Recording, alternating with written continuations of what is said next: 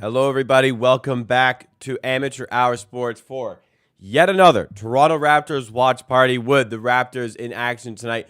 Once again, against the Orlando Magic, this time in Orlando. The Raptors looking to, I don't know what they're looking to. I guess the Raptors are looking to play well tonight in a very tough battle against Orlando, where the Magic are currently favored by 11 to 11.5 points in this one. We'll call it 11 points in this one. Yeah, it's not necessarily about winning for the Raptors. It hasn't been for a while. They've lost 6 games in a row, but it is about staying competitive. It is about playing well, and it is about developing for the future. And honestly, the Raptors could lose this game by 13, 14, 15 points, and we could still come out of it and say, hey, they played pretty well, all things considered. So let's hope for a more competitive game than maybe a 15-point game. But the point is, they could lose by that much and still do okay here. So let's see how things go. It's becoming tougher and tougher to psych myself up for these streams, because it's just like, okay, they're gonna lose probably. I'm gonna watch a lot of not so great basketball. I enjoy the career arcs, as I mentioned. I enjoy the start of it. I enjoy the rise. I enjoy all of that. But from doing it 3-4 times a week, sometimes you just kind of think about the game at the end of the day and go, man, this one's going to be a tough one to do. But we'll get through it. We'll get through it together, and hopefully we can find some enjoyment along the way. What always keeps me going is the wonderful community that we have here, and knowing that no matter what happens in the game, we've had some rough ones this season. No matter what happens in the game, I always have a good time hanging out with you guys, and hopefully you get enjoyment out of these streams here, and hopefully they make the games a lot more bearable to go through. Raptors going to be off 2 days in a row after this one, so that's a pretty welcome sight. They're going to have a back-to-back later on in the week, but a schedule for content coming up. We'll probably just take tomorrow off just to get into the work week, and then have a video coming out on Tuesday. There's not exactly a backlog of topics I want to get to in videos. Like I said, every game kind of feels similar at this point.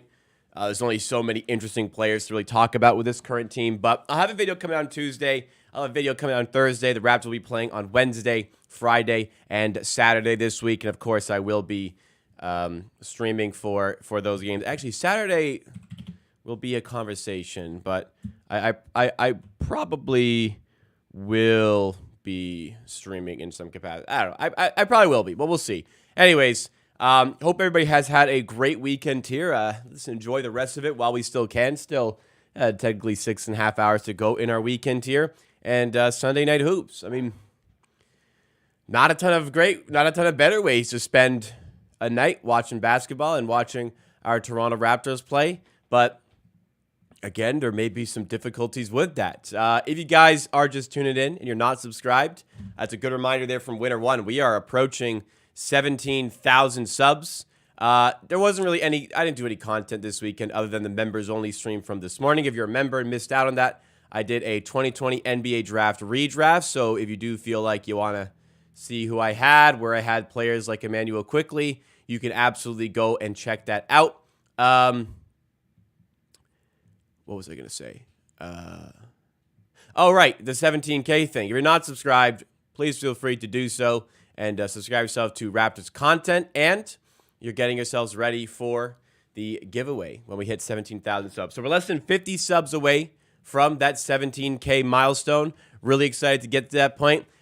It's been a bit of a grind in the last little bit with these games because energy levels surrounding the team are down, understandably so. Again, there's not a lot of super interesting topics to cover with this team.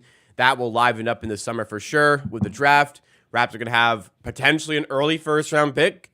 They're going to have a mid-first-round pick, and they are going to have a very early second-round pick. So the Raptors are going to be all over the board there. Typically, the Raptors, they got, like, the drafts that I've covered, it's been late first, late second. It's been super early first, mid-second. So it hasn't really been this incremental of, like, wow, we really can take a look at the entire first-round draft class, because that's what the Raptors could be looking at.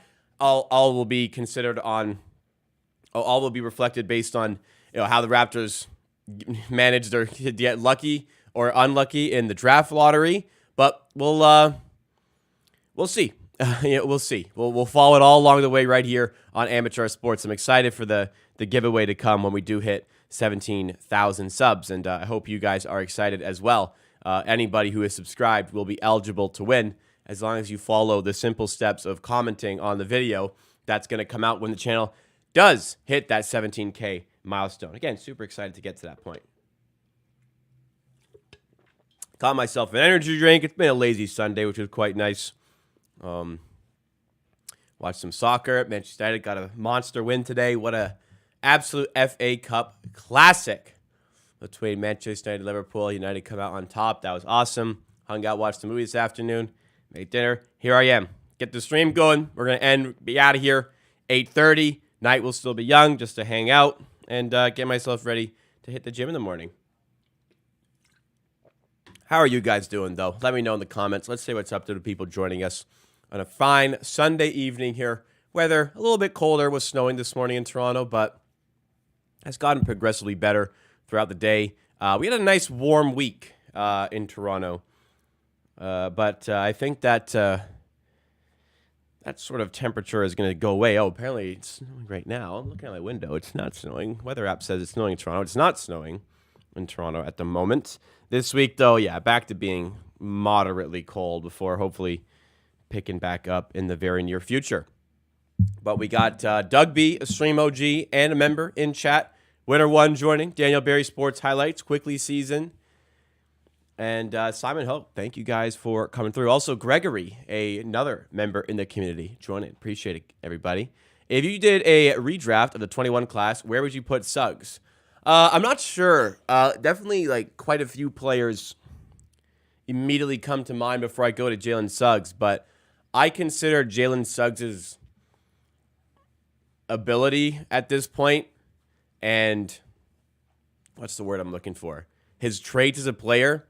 I consider his current game to be extremely valuable to the modern NBA. So, I'm not going to put him ahead of the likes of Barnes, Wagner, Mobley, the top of the top, Alperen Sengun, the top of the top out of that draft class. But I think he has a chance of getting into my top 10 for that NBA draft redraft. Yeah, it'll be an interesting one. For today's redraft, it was a top 11 because I did not want to leave out the 11th player off of the top 10 because I thought it was so close between 9, 10, 11. So if you want to go check that out, you can become a member and go ahead and check that stream out. It's right there on the YouTube homepage that I have here. I'm doing pretty well. Like I said, last night was a bit of a riot. I crashed and burned. It was just a long, long day of festivities, we'll call it. And I crashed a little early. And but yeah, I'm doing okay. Doing okay today. Today's was just chilling. So I'll be nice and refreshed. And I don't know. I don't feel refreshed and ready for the week. But I feel refreshed, but not refreshed enough to tackle the 5-day work week grind once again. But we get through. And a little bit of a boost. We got a 4-day weekend on the way. I don't really get like holidays really because I cover the NBA. The NBA is always happening, but we make do. We make do, and I can't really complain about my situation getting to cover sports in the way that I do. Let's see. Are there games on like the Easter days? There's a fat ass NBA slate on Good Friday. And Easter Monday, there are a good amount of NBA games as well. Yeah, so probably will be working in there. Anyways, not important to you guys right now. How was dinner? Pretty good. Just pan-fried some chicken breast, butterfly chicken breast with some Italian seasoning, other stuff on it, and a nice penne pasta with store-bought sauce. An easy one. Grocery order coming in tomorrow. So it was just using what's left for today. It was chicken breast. It was penne. It was a bit of tomato sauce, a bit of Alfredo sauce.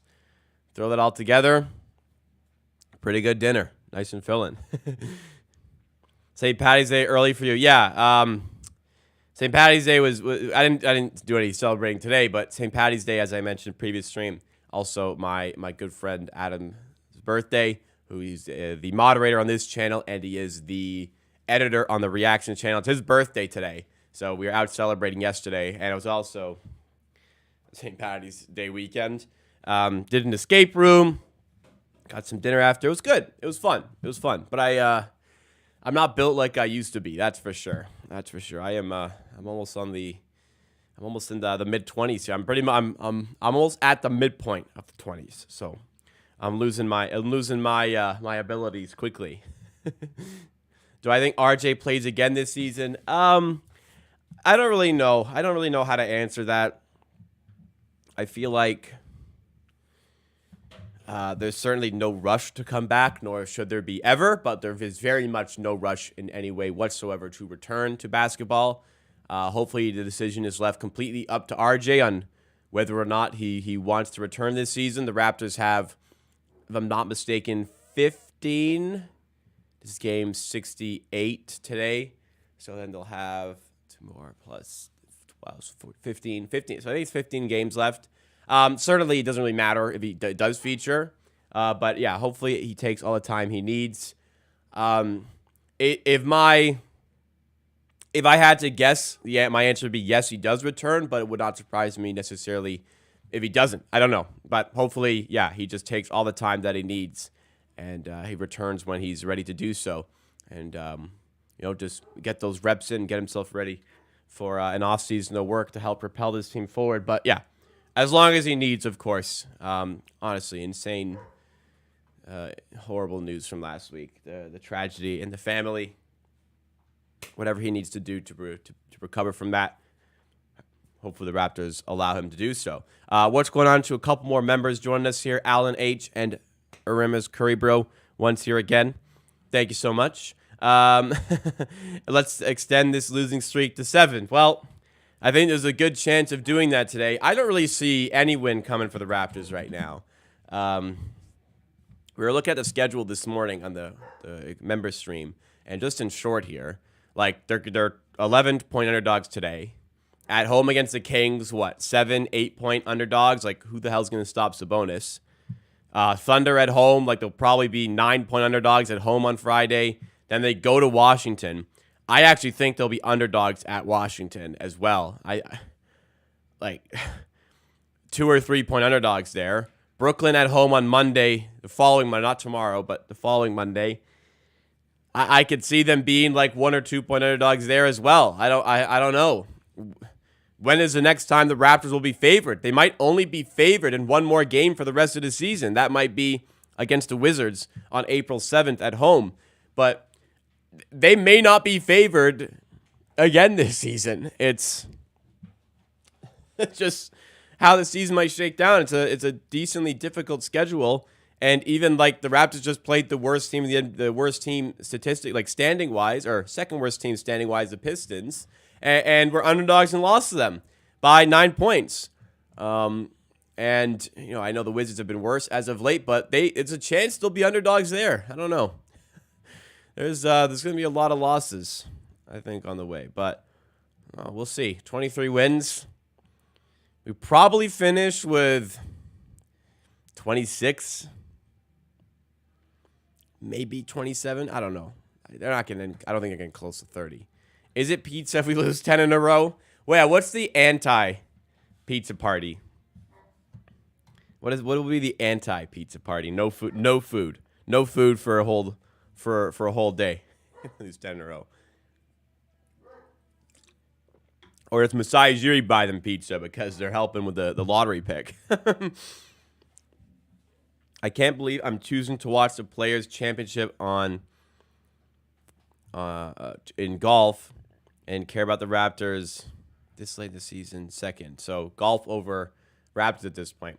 For me, there's not really any sports that would collide with watching the Raptors. I'm a big soccer fan. That's in the morning. If darts are on, that's earlier. Nor would I watch that over the Raptors. Nor would I watch soccer over the Raptors. So I'm all good here. And obviously the streams keep me going for stuff like this. Sometimes it'd be nice to go sit at a bar and watch, just to have the atmosphere as well. Well, the game is on as an aside thing, but sometimes I bring the bar to the stream. Not going to do that today, though. Absolutely not. Smooth Brown Man says, Raptors might only win 2 games rested away. I called 27 and 55. Well, they'd still need to grab 4 more wins for that prediction, but you're doubtful that they will get to 27. I could see them going only 2 wins rest of the way. I could see it. For real. Am I a hockey fan? Like, kind of. I enjoy watching the Leafs every now and then. You know, if I'm doing nothing, the Leafs are on, I'll toss them on and watch the game, but you know, I'm not going out of my way to watch them. I've been to 3 games this season. All 3 are overtime wins, oddly enough. But yeah, definitely like a bit of a casual hockey fan. In the playoffs, it ramps up. Like if the Leafs are playing in the playoffs, yes, I'm going out of my way to watch every Leafs playoff game. But during the season, it's, you know, I follow the team. I follow every game. I see how they're doing every game. But watching them consistently, not really something I do. You know, I watch a lot of sports. I spend a lot of time, you know, watching the Raptors 3-4 nights a week. I'm watching the 3-4 nights a week. I'm watching the Raptors. So on the other night, sometimes I just want to chill and take a break from sports as well. But yeah, a bit of a casual hockey fan. Listen, I'm sitting up in the gods at the Scotiabank Arena. Don't think I'm sitting first bowl there. I'm behind the net in the highest section if I'm at the Leafs games. But yeah, you know, they're expensive, but I go with friends. I hang out. I really enjoy being there. And yeah, having seen 3 wins is cool. First game was the game they were down 4-1 to Tampa, came back and won 6-5 in overtime. Second game I went to was 0-0, and they won 1-0 in overtime with an Austin Matthews goal. Third game I went to was 0-0, and they won in overtime with...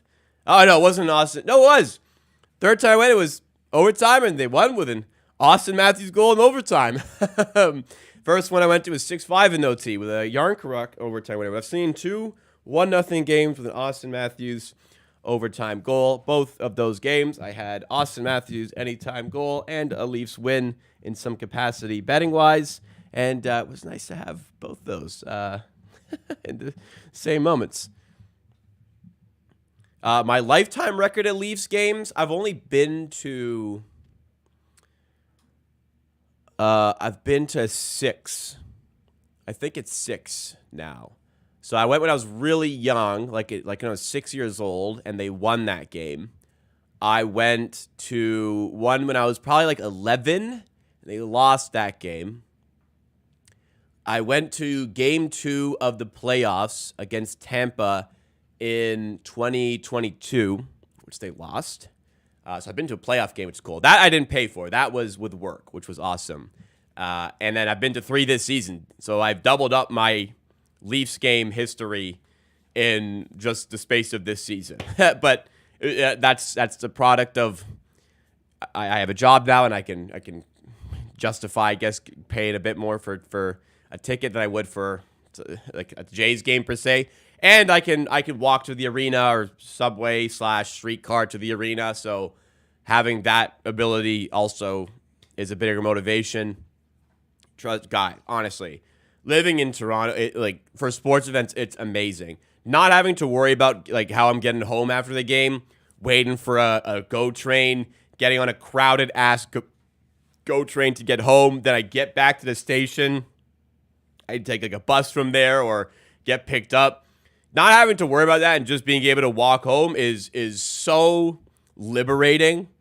It takes all the stress out of the occasion. I can just go and enjoy the game. I'm not like on my phone thinking about, all right, when's the train coming through?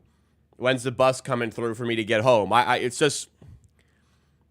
so easy, so chill to do after the game. Like streetcars aren't even full after the games either, really. It's awesome. So that's helping as well.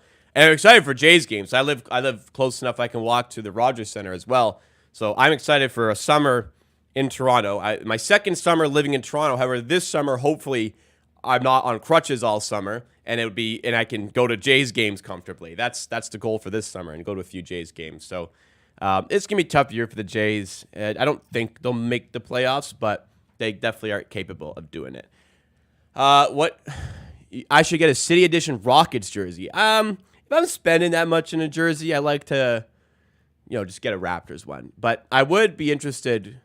I really like Alperen Şengün. If I got a Houston City Edition jersey, they are nice. it would be a Şengün jersey. But if I were to get like another team's jersey, what would I get? If I had to get a jersey, yeah, these are nice. If I had to get a jersey that wasn't a Raptors jersey, I probably would just go for like a Vancouver Grizzlies jersey, to be honest. None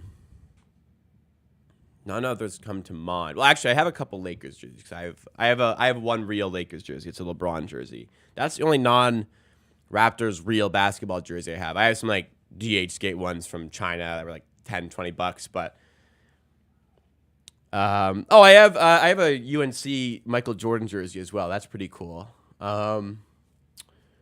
No, if I got another NBA jersey, it'd probably be Vancouver Grizzlies. I just don't like other teams, you know? Like, I don't want, like, people always ask, if it's not the Raptors, who do you want to win the chip? And I'm like, nobody. Nobody. I don't, like, there's some I want more than others, but I don't want anybody to win. I do have a purple retro. I got this one here. It's a Mitchell and Ness Hardwoods Classic. This one's a McGrady one. I don't really feel like pulling it off the wall right now, but I used to have an Adidas retro one with Tracy McGrady on. Unfortunately, got stolen when I was in university, so I had to get a new one. And this one's not as good because the Adidas ones used to be embroidered, and they were amazing. I had one, and it got stolen, so this one is not embroidered, which kind of sucks. But it is what it is, I suppose. Nothing I can do about it. But Simon Ho is correct. Like, it's nice to not be trapped like a sardine on the TTC or Go Train after a Toronto sports event. That is for sure. Door shot on the way very shortly here. We still got some time here. I love the hype in Toronto whenever there's any game that night. There are jerseys and feeling the buzz. Yeah, like walking there, feeling the buzz is nice. Like being at a restaurant beforehand, you know everybody's on their way to the game, just grabbing a drink or grabbing a bite before the game. I really love the buzz outside of like BMO Field because it's like it's very isolated exhibition or not. BMO Field exhibition is very isolated, whereas like Scotiabank Arena is hard at downtown, so there's like tons of people everywhere, but it's very isolated soccer fans for Canada game or a TFC game there. The buzz is nice. The buzz is definitely nice. Where you lived before, but not Toronto, but in the GTA. So like Go Train got me to where I needed to be in Toronto. Any thoughts on the future of Bruce Brown? I'm not worried. Like everyone's getting so worried about apparently his values tanking and whatnot. The fate of Bruce Brown, the Raptors are going to look to get value out of him. I still think that there is a first-round pick on the way for the Raptors. Teams know who Bruce Brown is. They know what he brings. And if it's a rental, I think there'll be somewhat of interest for a year. If the Raptors do not take on the team option and re-sign him, I think there might be even bigger interest. Who knows if that's a possibility. But I think a trade will happen at some point and it will materialize and fans will be mostly satisfied. If the Raptors fail to land it first, it would be a bit sad and frustrating, but I don't think that's the case. Which sportsbooks do we like on this stream? Well, we only like one sportsbook. That is the sportsbook partner of Amateur Hour Sports, and it is the Bet99 Sportsbook. Bet99 are partnered up here with us, and as I always say, I used Bet99 long before they became a sportsbook partner here. It's a sportsbook that I've used for multiple years now and was doing so without the partnership. They're regulated by the Ontario Gaming Commission, so no stress deposits, no stress withdrawals, everything legit, everyday competitive sports betting odds. And as a little bit of a bonus for ourselves, or a little bit of an addition to this partnership for myself, I sometimes get to do the collab bets for them where I get to pick a number where we get the banger price on for a Raptors game. Now, those are becoming a bit more difficult, not knowing who's going to play on a day-to-day basis, so sometimes they come a little bit later in the day, but tons of great reasons to sign up to the Bet99 Sportsbook. If you're already betting on sports, I encourage you to make Bet99 part of your sportsbook repertoire. If you are not versed in sports betting, you want to get started, that's a good one to get started with. If you have no interest in betting sports, no problem at all whatsoever. But hey, if you are betting on sports, you can also support the channel by signing up to Bet99 with the affiliate link that I have pinned in chat and linked in the description. If you're going to sign up anyways, please make sure you're supporting the channel all in the process at no extra cost for yourself, except no, it doesn't even like this saves you time because the link, you don't even type anything in. The link is right there. You don't need to, it saves you time clicking on my link. What's going on, Adonde Mobile Gamer? Thanks so much for joining. Which active former Raptor would you like to see win a title? Okay, that's a pretty good question. I wouldn't mind seeing DeRozan get one. I wouldn't mind it. I think it'd be somewhat cool. Other than that, like, who gave a lot? I guess DeRozan's the best answer. Starting lineup for the Raptors today. Blake Murphy had an interesting tweet about the starting lineup, so I'll pull it up here. Raptors are going to start quickly. Trent, Dick, Abaji, and Olynyk. That lineup has a minus 42.5 net rating in 34 minutes played together. They're minus 6 in 12 minutes in the Friday game against Orlando, which actually isn't that bad. The Magic will start. Actually, it is bad. Minus 6. I mean, it is kind of bad. Magic will start Suggs, Gary Harris, Franz Wagner. I don't know why he's specified Gary Harris, but not Franz Wagner. G. Harris. I don't know. Anyways, Suggs, Harris, Franz Wagner, Paolo Banchero. Well, I assume Franz Wagner, Paolo Banchero, and Wendell Carter. That lineup has a plus 17.2 net rating in 153 minutes together, and they were plus 13 in 15 minutes on Friday. Yeah. This might be a tough game. Let's just say that. This might be a tough one. Shout out to my moderator and editor of the Clips channel, Adam. It's his birthday today. Happy birthday to Adam. Thanks for tuning in. Hope you're enjoying your birthday, Adam. Enjoying the family festivities today. We're running the G League in quick. Yeah, somebody said last stream, I used to hate, I still do. I hate the 4+1 lineups. And, well, we're not starting one tonight, but lately we have been starting the 4+1 lineup. Yeah, it's a sad state of affair. I did see Bam Adebayo's game winner today. That was crazy. I mean, the Pistons, dude. Losing to a Bam Adebayo 3 at the buzzer, that's got to stink. Bam don't hit threes. I did see it though. Is that the one with the funny crossover between McDavid and Gretzky? No, that's a different sports book. No. Bet99 has I think there was one with Austin Matthews. Trent isn't playing tonight unless something has changed in the last 30 minutes. Gary Trent is starting for the Raptors. Again, unless there's been an amendment made to the starting five, which there has not been that I see. Gary Trent is starting for the Raptors today. So, yeah. Unless something has changed in the last minute, Gary Trent is starting for the Raptors today. Somebody could tell me if I'm incorrect with that statement.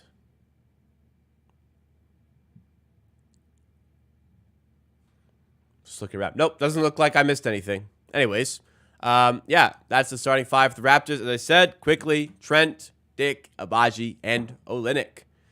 This one might be tough. 6:01, game is going to get started very shortly here.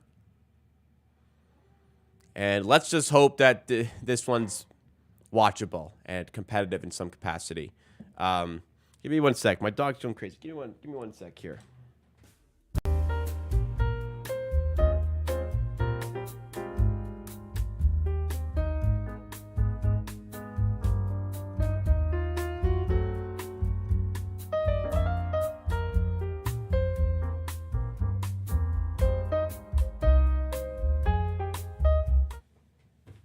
Sorry about that. Oh, yeah, it's time. It is time for the door shot. Let's do the door shot. Do I think the Raptors could have picked someone else other than Jonas Valanciunas? I mean, could they have? Of course they could have, but JV is a good player, solid player. I think we did a redraft of that draft. I'm just going to quickly glance through that draft class. and see. Then afterwards, I will be doing the door shot. I'm just going to quickly glance through the draft class and just, let's see the value over replacement player. JV, 16 points. That very high value over replacement player. So, yeah, the Raptors went big. Definitely better to have gone Bismack. Who is this guy? Jan Vesley, a big, horrible NBA player. Kemba Walker's here. Maybe you could have gone Kemba. I don't know. Klay Thompson's in this draft. Yeah, that's one you maybe could have gotten. But, yeah, considering the players that were likely in the range here of where the Raptors were drafting, JV was a very good pick. Look at the value over replacement over here. Go further down, obviously, Kawhi Leonard. Who would have thought outside of the lottery how good Kawhi would become? Vucevic went 16th, good player. But, yeah, JV at 5 seems more than okay for the Raptors to have come this year. Any sleepers in this draft? Ooh, Bojan Bogdanovic went 31st. What a great pick. His value over replacement is only 5.9. That's strange. Jimmy Butler went 30th. Now, that was a sleeper. Chandler Parsons, 38th. That was a sleeper. Davis Bertans, 42nd. Look, he's not been great as of late, but what a pick for 42nd overall. Did he do anything with Indiana? Went to the Spurs right away. However it happened. That's a good pick in that spot. And, Isaiah Thomas went 60th overall. What a pick that is. Wow, what a pick that is. 60th overall. All right, let's do the door shot here. I've been making a lot of these, and the Raptors have been losing a lot. Maybe I have to miss. Although I did miss last week, and they did lose that game. So, 19 of 30 on door shots since I started tracking. Man, 30 games since I've been doing this. Let's get it on. The Raptors win total for this season, over under at 30.5. It's not 30.5 right now. If it's 30.5, run to a sports book and, well, do whatever you want with your money. If it's at 30.5 right now, I might have to bet it. I don't think you can bet on win totals in many places. Okay, I don't know if you're. I have to check if this is something that's actually bettable right now. We'll call it. Does not appear to be. Okay, let's see. Yeah, because they're about to play. If there's a win total for them at 30.5, yeah, play the under for that. All right, here we go. Made it last time. I had a very lucky shot last time. Hit like the top of the backboard, hit the rim, popped up, hit the rim again, and went in. It was pretty Kawhi-esque. But let's see how I do here with this one today. Maybe I can take a bit of juice off and go straight in. Let's see. All right.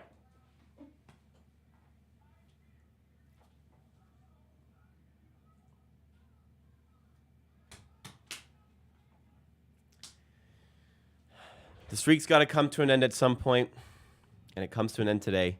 19 of 31. Not enough juice on it today. I tried really hard not to backboard today. I really wanted to go straight in today, and I left it short.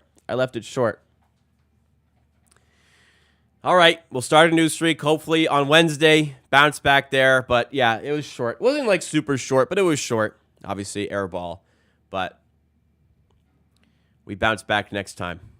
I apologize, everybody.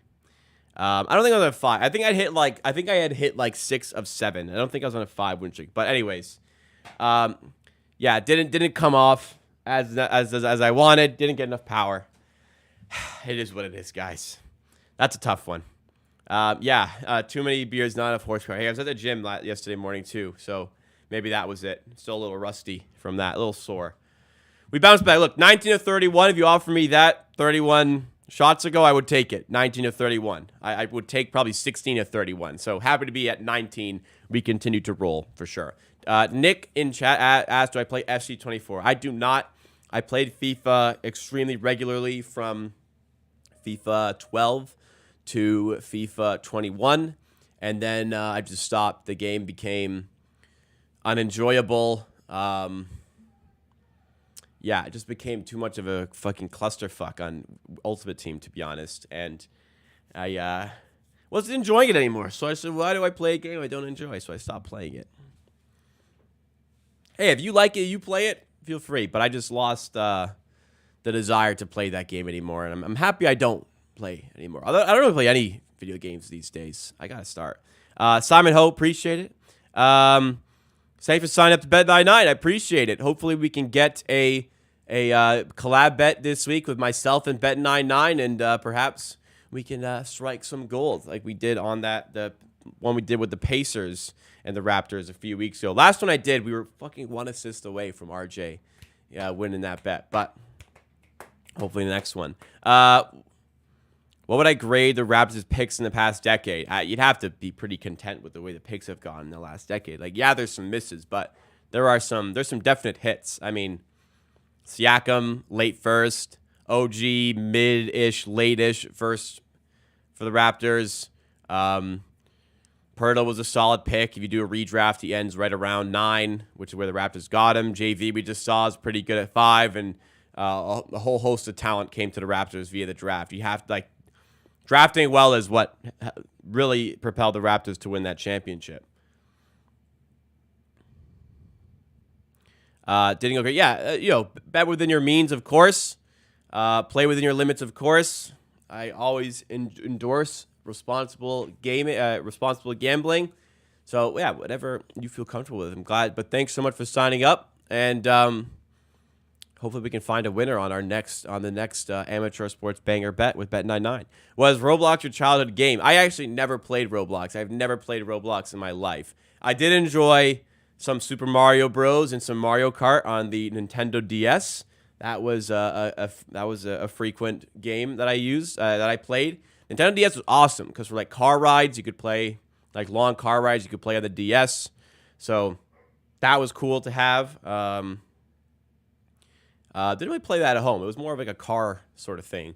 On the console, big Lego Star Wars player. I didn't have the complete saga. I had the ones earlier. I had Lego Star Wars.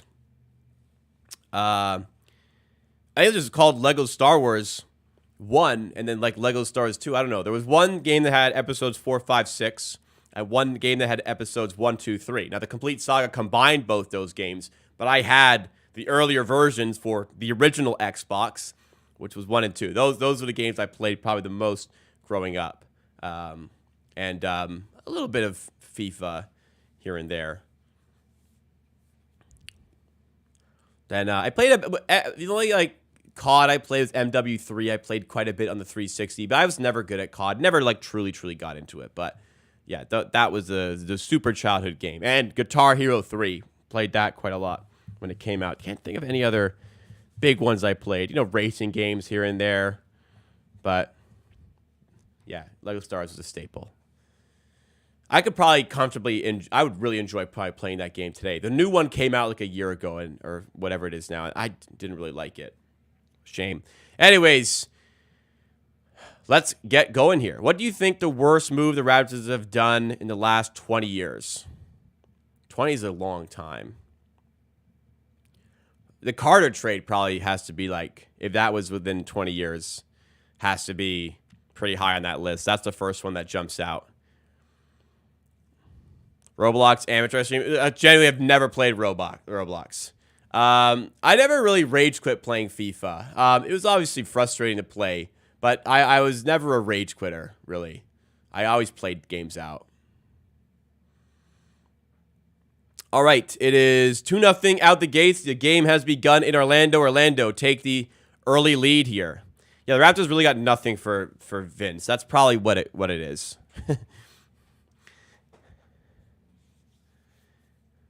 Okay, Olynyk to the rim and up, scoops it in. 2-2 here. Let's see where the Orlando Magic can go here. Suggs making a nice move to the rim, swinging out to Franz. Extra pass in the corner to Harris, who misses the 3.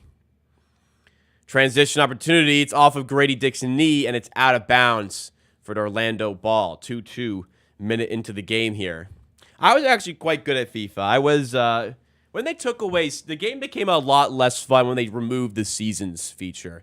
When it just became about weekend league and div rivals, I stopped liking the game because like the whole point of the game became making the best team possible in Ultimate Team, whereas I always enjoyed the pursuit of winning Division 1, which would usually take me to about March to do.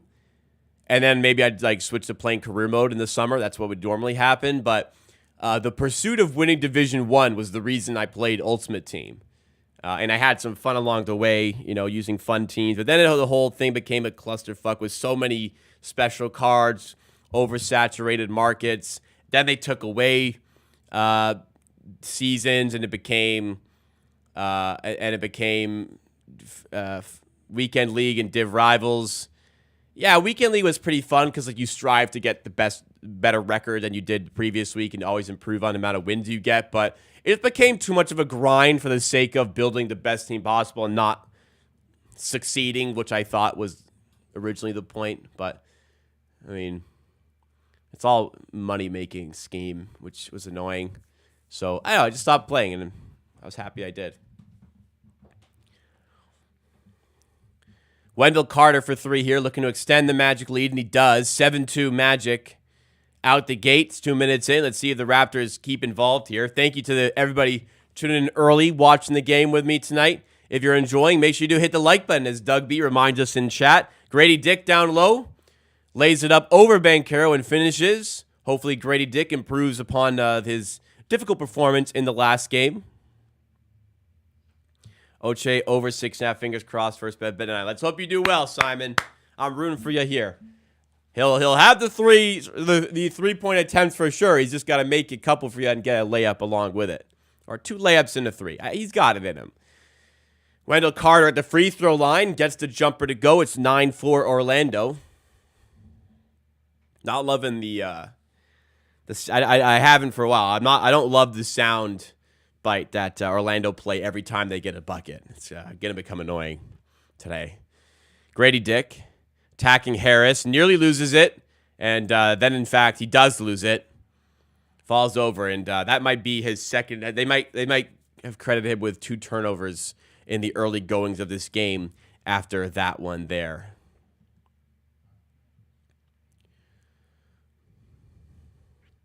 Banchero spinning off Abaji and missing at the rim, but Franz Wagner collects the rebound. And timeout Darko. Olynyk's got to be better on the glass there. Can't be letting Franz dominate like that and grab that rebound. Oh, to be fair, Franz comes in on the weak side and kind of whacks him there. Okay, not really Kelly's fault. I don't know who was supposed to be in the corner boxing out Banchero, but nobody was boxing him out. 11-4 Magic, and Darko already digging into the timeouts. Oh, Kelly Olynyk got turnover for that first one, so Grady Dick only the 1 turnover. But yeah, this is so far not so good, but this Orlando Magic starting 5 is very good. The Raptors had more success in the Friday game when the bench came in and their bench came in. We'll see if that's the same for today. Who knows? But 11-4 here. Olynyk and Dick with the points for the Raptors. 5 points already for Wendell Carter for this Magic team. They are 5 of 7 to start the game. Raptors out the gate shooting 2 of 4 because they've turned the ball over a couple times. Why is Zach Edey not being talked about? He's 7 for 4. Zach Edey, not Eddie, is being talked about. And he is certainly making himself a case to be a lottery-picked player. And in fact, Zach Edey won, I don't know if it's called the MVP, but the equivalent of MVP in the NCAA. He won that last year. Trust me. Plenty of people are talking about Zach Edey. Ocho going to go 0 of 20 from 3 today. Has he missed one already? No, he hasn't taken any yet today. He struggled last game, man. He struggled the last few games. And it's a shame because he's getting a lot more time here. Zach Edey probably at this point gets into the Olympic roster. When are the Olympics? Because if it's before the draft, it's after the draft. will he go before his rookie season? So contract won't be an issue. Like if he got injured before if it's before the draft, there's no, it can't be because like the finals are right before the draft. Anyways, he'll be financially secure if he's selected first round. If he wants to go, I think he'll make the roster. However, I don't know if he'll want to go over. He'd rather focus on getting ready for the NBA season. I'm not sure. Ochai Agbaji is 16% from 3 in his last 10. That is bad. 10-game sample as well. Let's hope he figures things out, man. Olynyk got his extension done early. He'll be at the Olympics, which is awesome. Excited to see him in action, and hopefully RJ Barrett as well. Grady Dick, another turnover. Good God. Out of timeout, Grady Dick throws it right to a Magic player. Banchero swings in the corner to Gary Harris. No good there, but timeout having no real effect on the Raptors as far as that first possession is concerned. Quickly being hounded by Suggs here, and he nearly doesn't get the ball over half court in time. Thankfully, the Raptors avoid an 8-second violation, and it turns into a good look at the rim for Quickly. A nice composure overall to turn that troublesome play into a nice-looking two-pointer there for Immanuel Quickly. Magic 22-9 at home. Wow. Offensive foul called against Jalen Suggs as he crashes into Gary Trent there. The Zach Edey projections I've seen have him going like high teens.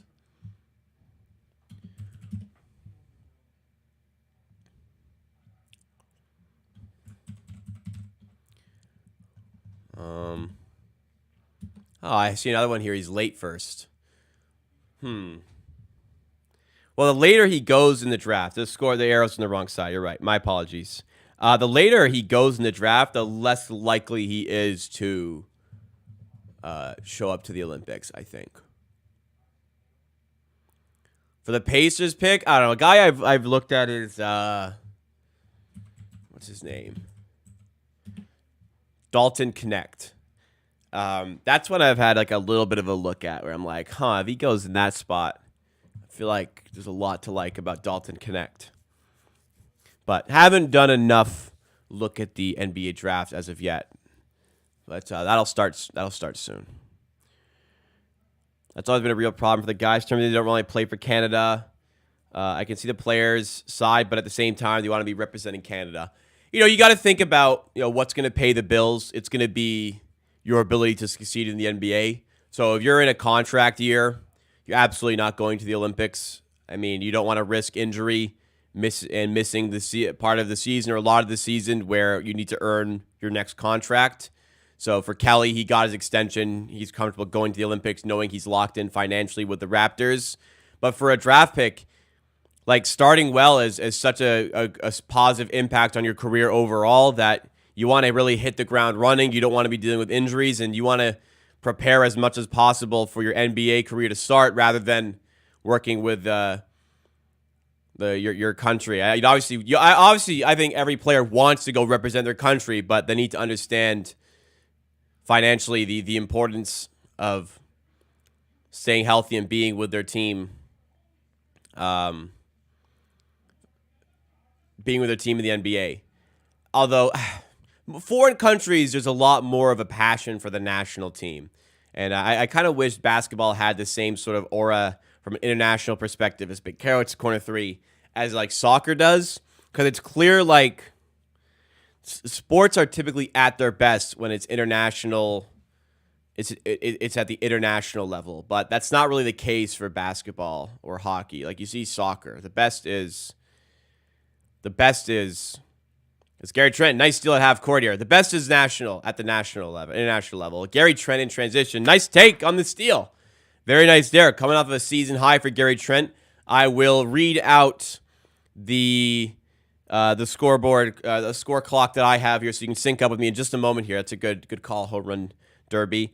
Gary Trent's got something written on his headband there. What does that say? Is that just his name? Gary Trent's got something written on his headband. I can't quite tell what it says.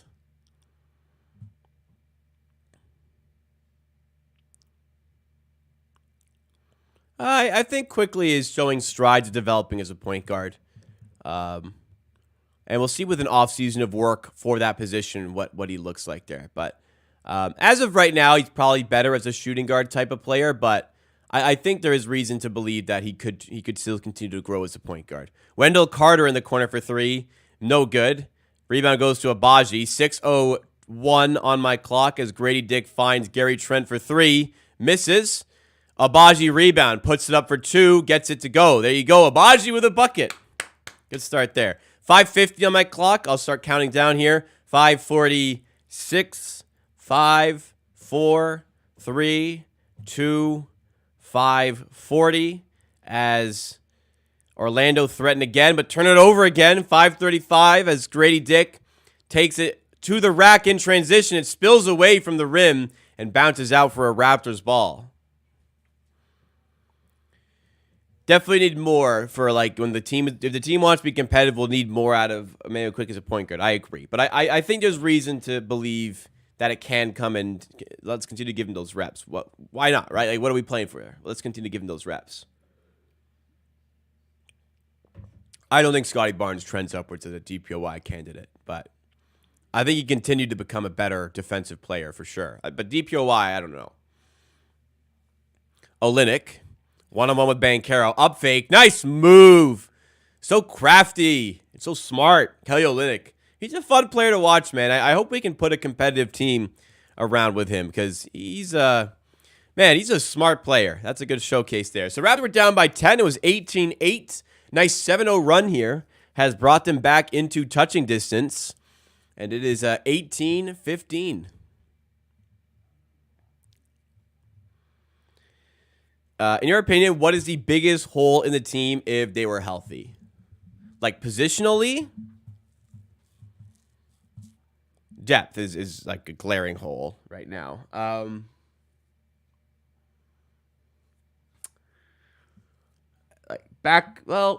if it was completely healthy. Probably a more assured point guard, but we're hoping quickly develops into that. I don't know. They're pretty filled out. Like, there's not necessarily any glaring like positional need when we're healthy.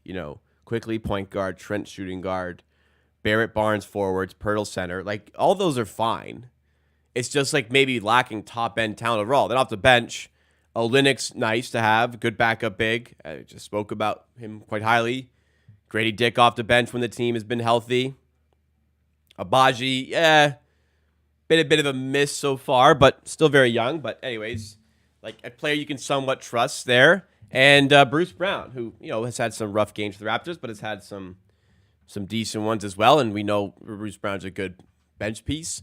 So there's nothing really like start of the season, there'd be games like 2, 3, 4 guys coming off the bench where I'm like, why is it 2024 and I have to watch this guy play basketball for the Raptors still? I don't like watching this guy. When the Raptors were healthy, they had 9 players I was happy to see play and watch for the Raptors. However, they just really lacked the top tier talent on the roster overall. But 9 players, fine. That was fine group of 9 players. So I don't know. There's no overall glaring piece missing with the team. What do you guys think there? A backup point guard is actually the best answer from Chad Wellington. That's a backup point guard is what they didn't have. That's the glaring positional need. There you go. So fair enough.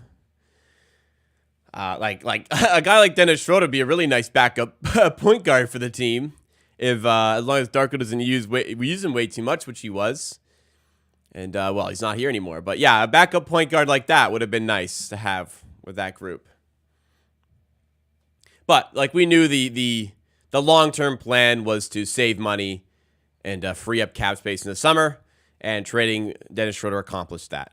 Fred VanVleet is still a starting point guard.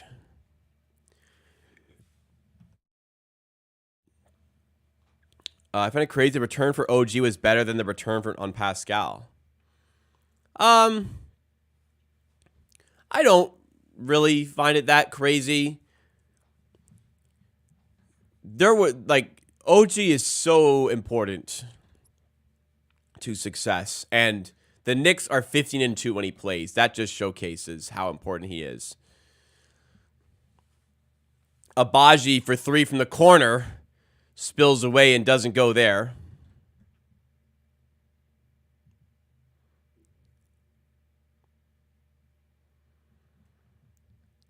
Lack of defensive forwards is 1-2. I don't know.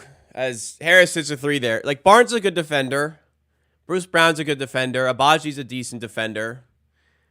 There's probably definitive lack of defense on the team, but there was a ton of defense on the team to start this season. The Raptors were still horrific on defense, so I don't know how much things would change if you bring in good defenders. As Abaji finishes down low. Nice feed there by Bruce Brown.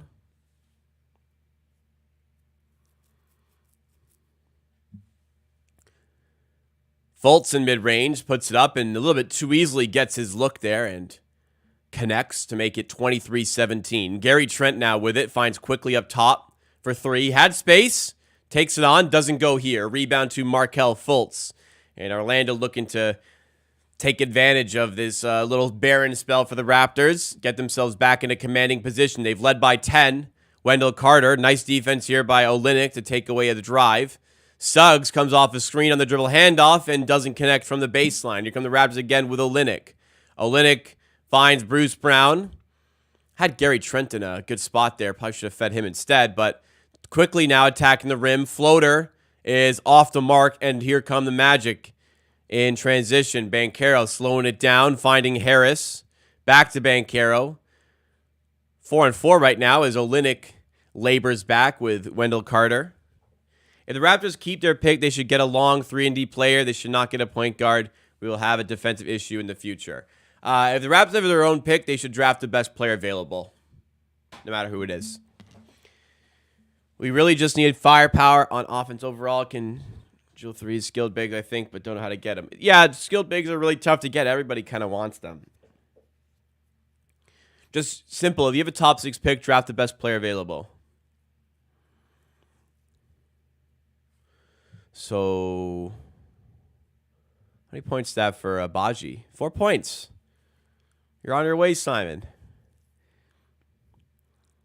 Cole Anthony lays it up, and it rims away. Raptors down by 6. Here's Jordan Nwora. Was pretty fun in that Friday loss to the Magic. Had a good game. Can he follow that up here? Bench lineup is in for the Raptors as Abaji fires away the three and connects. 7 points in the first quarter for Ochai Abaji, and Simon Ho just signed up for Bet99. Bet Ochai Abaji over 6.5 points and has a first quarter cash. Look at that by Ochai. Good start to the game for him.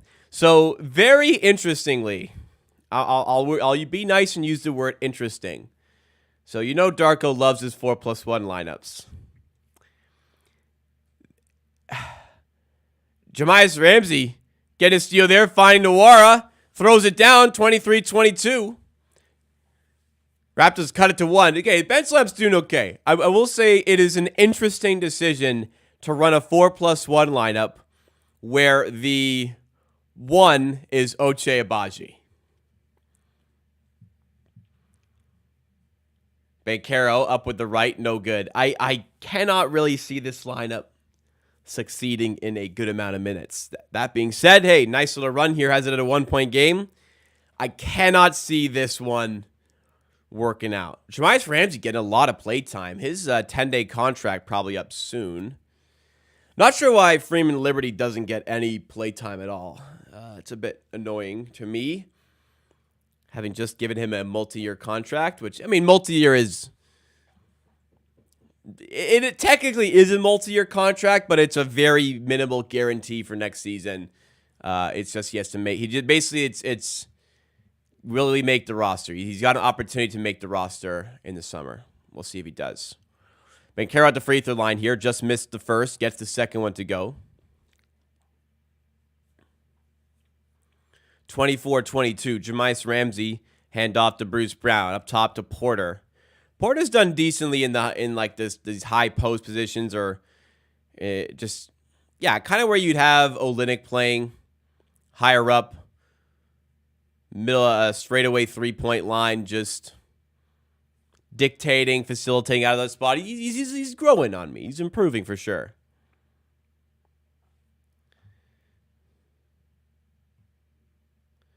Darko said they're looking at the 10-day player to assess. Like Ramsey in particular, he's been playing.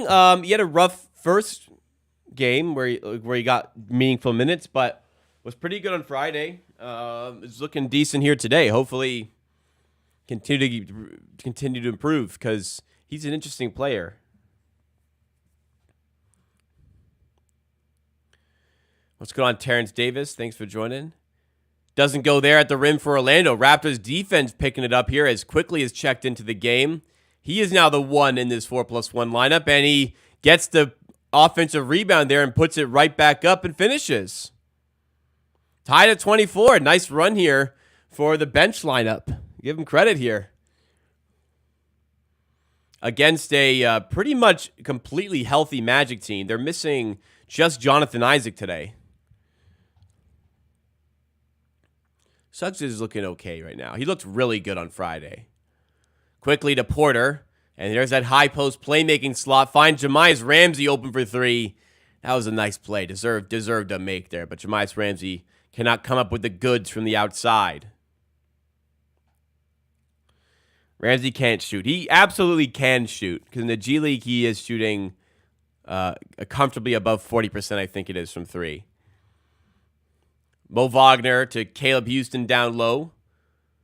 Finds Fultz. Driving Mo Wagner goes up and does not get the shot off in time. It's a shot clock violation.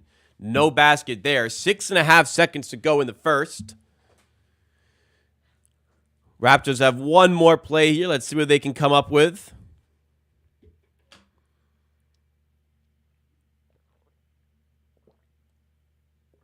Quickly. Foul. There's a foul to give, so Raptors will have 4.5 seconds to come up with an opportunity here.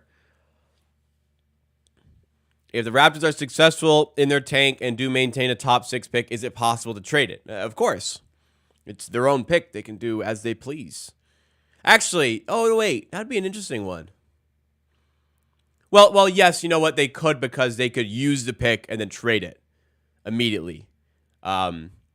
They, I believe, would not be able to trade it in advance of the draft.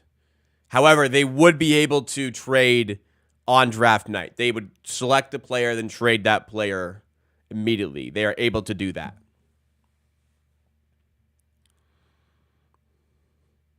Oh, they were looking for a transition take foul there. I don't know why that would be one, but okay.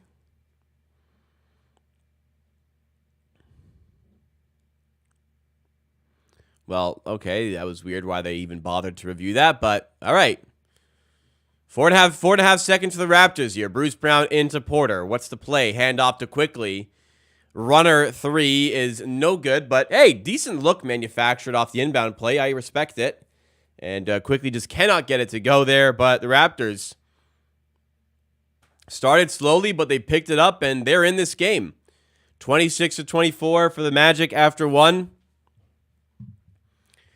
Yeah, solid performance so far by Toronto, maintaining competitiveness in Orlando as we wanted. Reminder, guys, there's 89 people in chat. If you are enjoying the stream content so far, make sure you do hit that like button. Support the content, help drive us up in the YouTube algorithm. We're 20 likes away from 50 as well. Let's try to get to 50 likes today, guys. And if you guys want to see more Raptors content, you can subscribe because I'll do a watch party like this for every Raptors game, and I do videos throughout the week about this team. On top of that, when the channel hits 17,000 subs, we're giving away 2 Raptors jerseys. You want to be subscribed so you know when that giveaway is going down, and you will need to be subscribed to enter said giveaway. Let's take a look at the box score from the first quarter of action here. Ochai Agbaji leading the way surprisingly for the Raptors with 7 points, 3 of 4 shooting. Has hit a 3 as well tonight. He's been struggling from deep with the Raptors, but getting one nice and early here hopefully turns into a good performance overall. Emmanuel Quickly, not his most efficient night here. 2 of 7 from the field, 0 of 3 from 3. A lot of game to go here, but slow start for sure. Another slow start for Gary Trent here. coming off of a season-high 31 points last game, has not followed it up as of yet. 1 of 4, 0 of 2 from 3. 3 points for him. Kelly Olynyk, crafty as ever. He's just a true vet. Smart player. 6 points for him on 3 of 4 shooting. On the Raptors bench, I said in the Friday game, the bench is what drove us in the first half to keep competitive, and that's been the theme in this one as well. Very strange 4+1 lineup, but it seems to be working. Jamias Ramsey, Jonte Porter, and Jordan Nwora are +6. Bruce Brown is a +5 in this one in some small amounts of minutes together. Only Jordan Nwora, though, has points for the bench. Even still, they are finding success with those lineups. And let's see, they'll likely be out to start the second quarter. Let's see if they can keep this thing going here. Ingles looks like a Staples manager. Yeah, he's got that aura about him. IQ, Luka, LeBron, Joker are the only players to average 20 points, 8 assists, and 6 rebounds since the All-Star break. That is a tremendous statistic. Wow.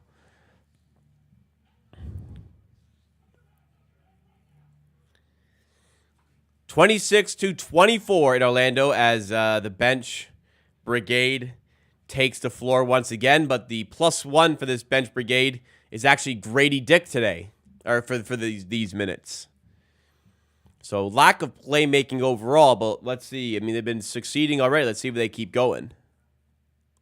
At this point, I've changed my mind on Trent. For a while, I was kind of like, man, you should probably just let him walk. At this point, I'd say you should keep him, for sure. Grady Dick, operating near the free throw line, one-on-one with Ingles. Turns around for an open jump shot, and nice move and nice finish there for Grady. Ties the game at 26. Nice turnaround. Nice composure, nice execution. 26-26. Franz Wagner, handoff to Ingles. Ingles in the paint using his size, or his strength, rather. I don't know what you call it, but draws a foul, and he's going to head to the free throw line here.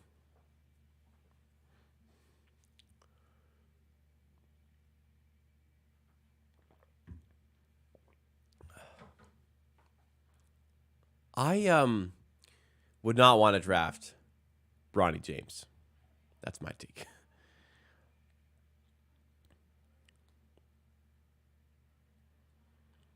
(27-26) for Orlando. Apparently the scoreboard might be incorrect. So the scoreboard on the screen is apparently not lined up with the scoreboard in the arena. So I guess we'll see which of the scores are correct. As it currently displays, it is 28-26 Orlando. I don't recall an error having been on the score at any point, but Bruce Brown fights his way to the rim and ties it up again at 28. 28-28 in this game now. We'll update you on the score if anything comes, but as of now, it says 28-28. Joe Ingles has his pass stolen. Here come the Raptors again. Nice read on that one. Bruce Brown in transition. He's fouled, and he might be heading to the line here.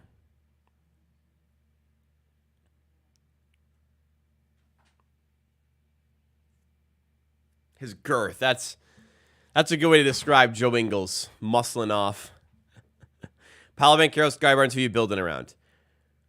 It's always a little bit easier to build around a guy with more playmaking and far superior defense. I feel like Scotty Barnes is the real do-it-all star that many teams would want. I'd probably go Barnes, but there's something to be said about a pure scorer like Banchero is and how vital that could be to a team. But maybe it's biased. I go Scotty Barnes.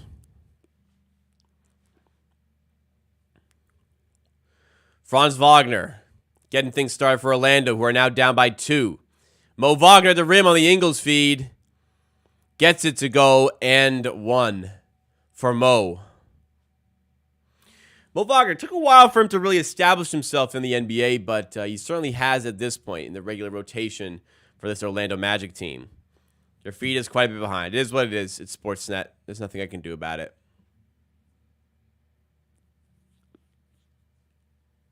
You want to sync up? You can pause your Raptors stream, sync up with me. If not, Nothing I can do. Apologies. I'm as up-to-date as possible for Sportsnet. Bruce Brown looking to respond for the Raptors, who are now down by 1. He turns it over in the pick and roll. Full court pass to Franz Wagner is thrown down, and the Magic lead by 3.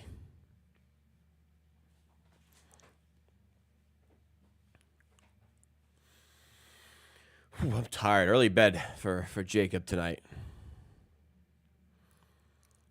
Jordan Nwora swings into the corner for Bruce Brown, and he's called for the travel. That is consecutive turnovers by Bruce Brown.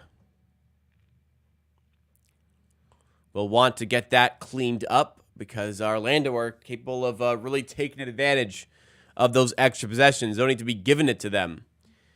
Franz Wagner running point for the Magic once again here. Getting a screen from his brother. Gets the switch onto Jonte Porter.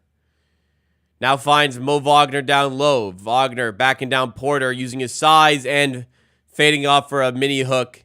And it's a 5-point game again. So annoying. I think they only shown 3 Raptor games all year. When they show two a day in the UK. Oh, I mean, it must be tough in the UK, but you can get like an NBA League Pass or use Stream East and get any Raptors game or any game. Raptors get a stop here. Bruce Brown all the way to the other rim, misses the layup, and it's just a rough stretch of sequences for Bruce Brown. Had a good look there to finish, and it doesn't go. We appreciate the support abroad nonetheless. Thank you to Zach Craig. Hopefully you still find a way to get your Raptors fix. 35-30. Orlando led by, I believe the largest lead was 10. Raptors briefly led, but Orlando have been on a bit of a run here. It's a 7-0 run, and they can extend it with Cole Anthony open in the corner for 3. No good. Rebound deflected back to Cole Anthony. He's up top now, working on Nwora. Ramsey trying to cut off the entry pass of Banchero. Does so successfully. Mo Wagner, though, is open in the corner. No good on the 3. Rebound tipped out of bound by Anthony. And it's a Raptors ball. Raptors 1 of 8 from 3 in this game. That was the Ochai Agbaji 3. Orlando 3 of 9. So 3-pointers letting the Raptors down in the early goings of this contest. Jordan Nwora. Is he going to try and change that? Takes a step inside. Shoots over Mo Wagner and draws a foul. He'll head to the line. Is Brown really a good player to have in the Raptors moving forward? Yeah, just for the sake of trading him, it's good to have him. You can hopefully get a first-round pick from him. I think they can. How is Toronto even in a game with Orlando in their own barn? Well, the Raptors' last 3 games, they've had very good first halves and maybe not so much second halves. So it's about the long-term game. But so far, mostly impressed. Excuse me.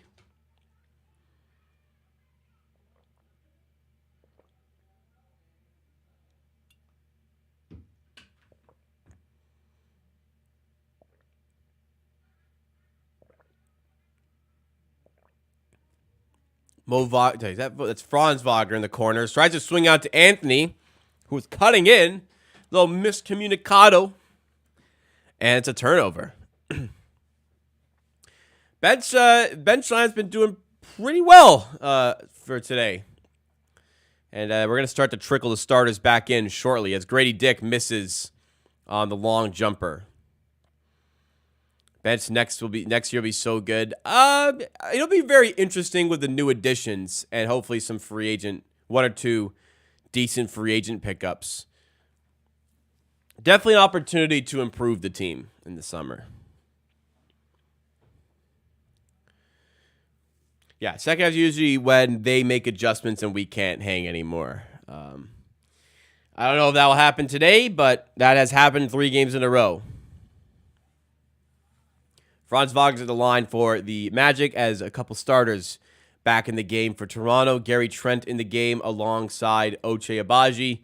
Jamias Ramsey and Grady Dick checking out. Grady Dick also started this game, but they're sharing the load as the +1 to the bench lineup. And Grady Dick just took a little bit there, but not his finest night so far for the Raptors following his, he was like minus 35. Was he like minus 35 on Friday?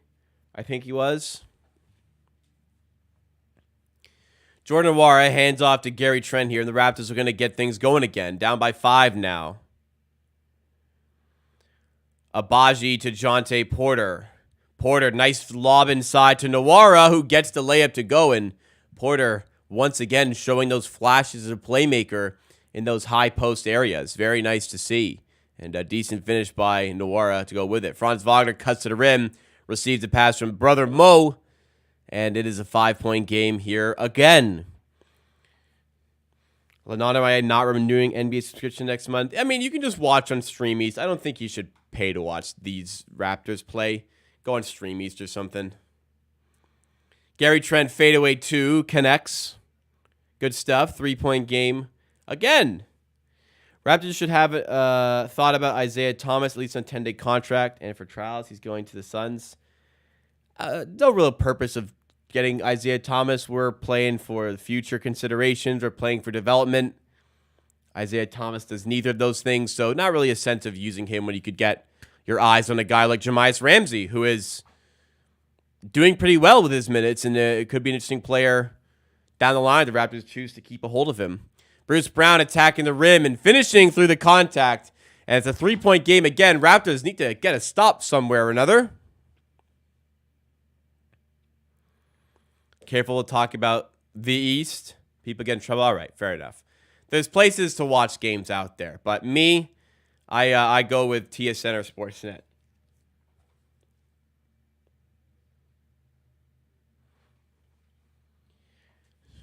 As I continue to say, I still think the Raptors will get a first for Bruce Brown. But playing pretty well tonight. Having to run backup point guard also not easy for Bruce, but doing okay. Do I eat my chicken wings with sauce or no? If I'm out getting chicken wings, I usually go for 1 dry rub and 1 sauce. If I am only choosing 1, I'm going dry rub. Prefer dry, but not that I don't like sauce. I just prefer the dry for whatever reason. So Raptors maintaining competitiveness here in the first quarter and a half. 3/8 of the way through the game, and it's a 3-point game. Where the Raptors had more issues early was when the when the starters, I wouldn't necessarily attribute it to our starters being on. I would just attribute it more so to Orlando's starters being on, which has been a great group this season. So as they start to kind of get back in the game, will the Raptors still be able to hang? Let's find out. But much better offense from the Raptors tonight compared to Friday. They only had 48 points at halftime in that game. Hopefully, the Raptors can continue to push forward with this one. What are the chances of winning this game for the Raptors? Well, pre-game spread would suggest a 17% chance of winning for the Raptors. At this stage of the game, the spread, the Raptors down by 3. The spread is probably still like 8 or 9 on the live line. So, yeah. Probably still not great. Let's try to actually quantify this. Probably about 20%, 20 to 25% chance of winning this game. But we shall see.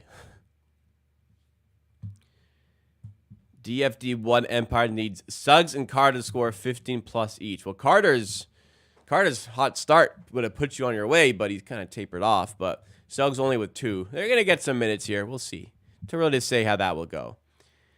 What does Thomas bring to this team moving forward? Those are valuable developments for young guys. So I think some people saying the concept of review. Well, yeah. Isaiah Thomas doesn't do much for the team, as I said. Not our MO right now. Try to get Nick Claxton in free agency, make Grady the starting shooter next season. Starting Grady would be a move I would have already made this season. Getting Claxton in the free agent would be an absolute home run, but it'd be a grand slam, not a home run. Very unlikely.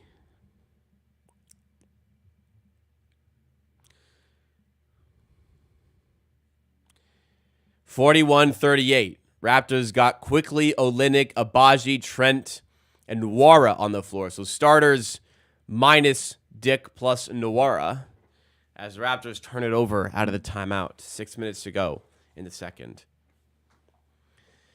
If you feel like you're not doing well gambling, then by all means, don't.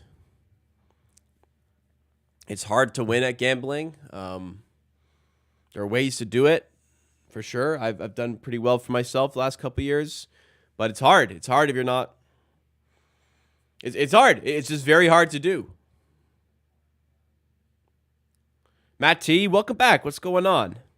Gary Trent, just beyond the free throw line with a jumper, and he's really kicked on in the second half of the season. Or not the second, but like post All-Star break. Starting to just increase his role on a day-to-day basis. I was liking as the season was going on, start of the season compared to like mid-season, his role was decreasing more and more, and I think that was helping his game, sharpen up the confidence, only taking in-rhythm threes. Now he's kind of taking on a bit more opportunities for himself and doing really well with them. So it's interesting to follow, and it will be interesting to see what sort of valuation he'll get as a free agent in the offseason. Olynyk is fouled. He was passing to nobody there, so good thing a foul was called. The thing is, what do you do with Jakovic Claxton? Trade him, for sure.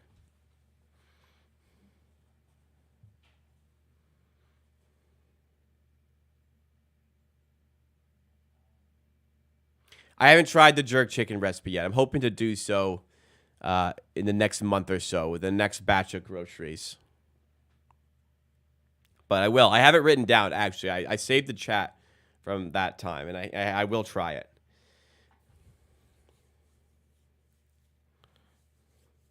I'm sure Yak would want to be on a real contender. I'm sure he would, but we got to take care of ourselves as well. We're not a charity. We got to get a good trade for him to seize on the value that he could provide. Mayo quickly at the line here, looking to give the Raptors the lead. His first three free throw ties the game at 41. Grady Dick checks back in the game. Raptors team say what you will about the injury to talent on right now. They are playing hard-nosed Raptors basketball. They are. They're fighting. I give them credit. They're still battling out there. Am I watching the Mike Tyson versus Jake Paul event? Absolutely. Absolutely. I'll be watching that. I saw a clip of Mike Tyson working out today, and he don't move like a normal 57-year-old or whatever he is. Banchero just gets the pass to Harris, who attacks the rim, and a very nice finish by Gary Harris there. Quickly to Gary Trent. Keep Yak and Claxton. Teams are keeping three centers these days. Well, sure, but teams aren't using normally three centers with two of them being on all three of them being on pretty generous contracts. Like, it's good to have three centers, but you're paying Yak 20, you're paying Olynyk 13, then Claxton probably gets similar to what Pirtle's getting. It's tough to justify paying that much into bigs. I agree, like having three centers would be good, but not with those price points. Drafting a big would be interesting. Jonte Porter looks to me like as a sloppy turnover there for the Raptors. Jonte Porter is an interesting third choice center to me, but you could also look to the draft as well.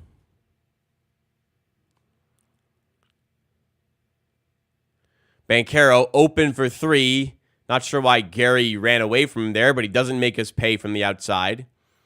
Gary Trent to Emmanuel Quickly.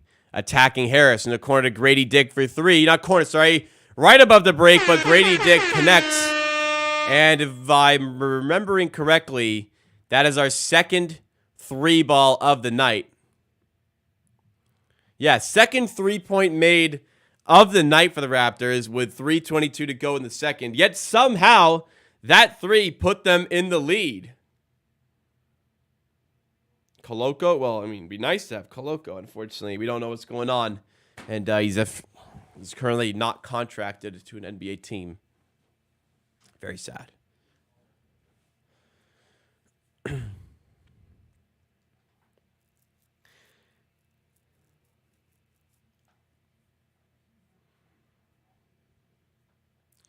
Cole Anthony looking to start to play that ties up the game or gives the Magic the lead. They're down 2. Anthony with the right, way off, but it turns out into a good pass to Franz Wagner, who lays it in, and it's a tie game at 45. Quickly to Olynyk, mid-range, no good. He comes back, and Toronto withholds. If he comes back, though, Toronto withholds the right to sign first. If they do, that's good. I actually don't know if that's the case, but if it is, that's good. I would try to bring him back because I was intrigued by his potential for sure. 45-45, Banchero at the rim, lays it in a little bit too easily. Raptors just showing a little bit of cracks in the foundation here. Some sloppy turnovers, some missed rotations. Hopefully can fix up and finish strong in the second quarter here. And what's now a 2-point game for the Magic.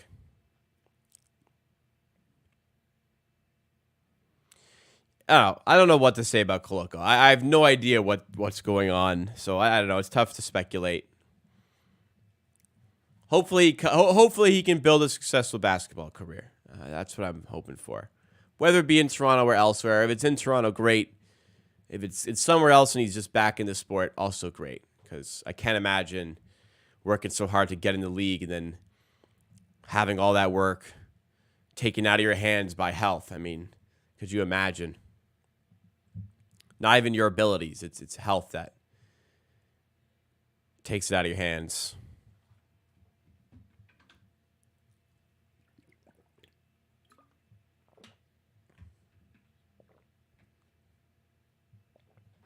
All right. Solid game overall by the Raptors. Enjoying watching so far. If you are enjoying as well, make sure you hit that like button. Support the stream content. Try to get us up to 50 likes here, ladies and gentlemen. And reminder, for Raptors watch parties like this, for Raptors games, for videos about the team, you can make sure you're subscribed to the channel. We're getting very close to 17,000 subs. We're less than 50 subscribers away from 17K. And when we hit 17K, we're giving away 2 Raptors jerseys. So you want to get on board the amateur army and get yourself ready for the Raptors jersey giveaways. Very excited to get to that point. And send out a jersey to 2 Raptors fans. Yeah, not a lot of rim protection here, especially when Kelly gets caught in a rotation.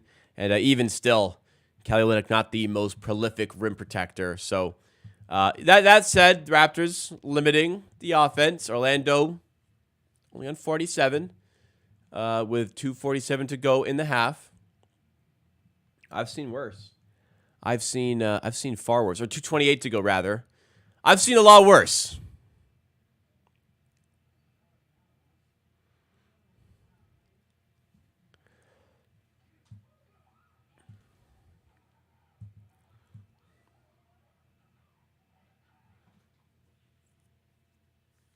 What do you guys think of these Orlando City Edition jerseys? For me, they're decent.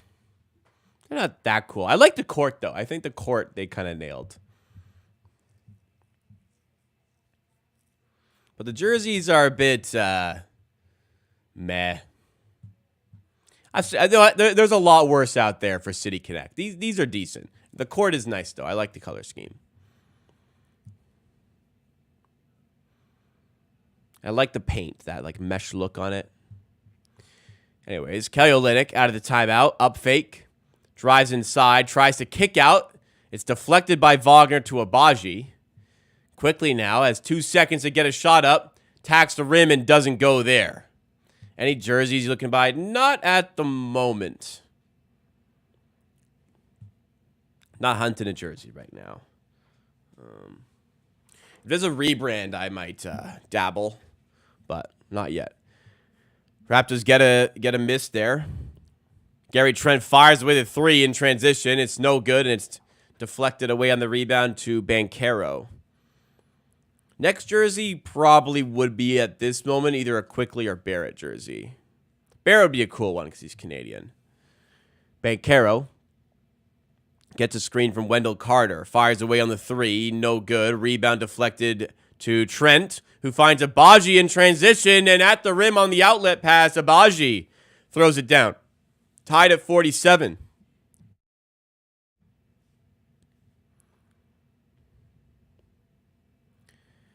Well, the Magic, I do think they could cause a bit of chaos in the playoffs if they're a 5 seed and they're not, or even as a 6 seed, they could cause havoc. They're a very good defensive team, which tracks well for success in the playoffs, and they've got killers on offense. Like Banchero's very good, Franz Wagner's very good. I actually think the Magic can hold up in the playoffs. I think they cause some teams some problems.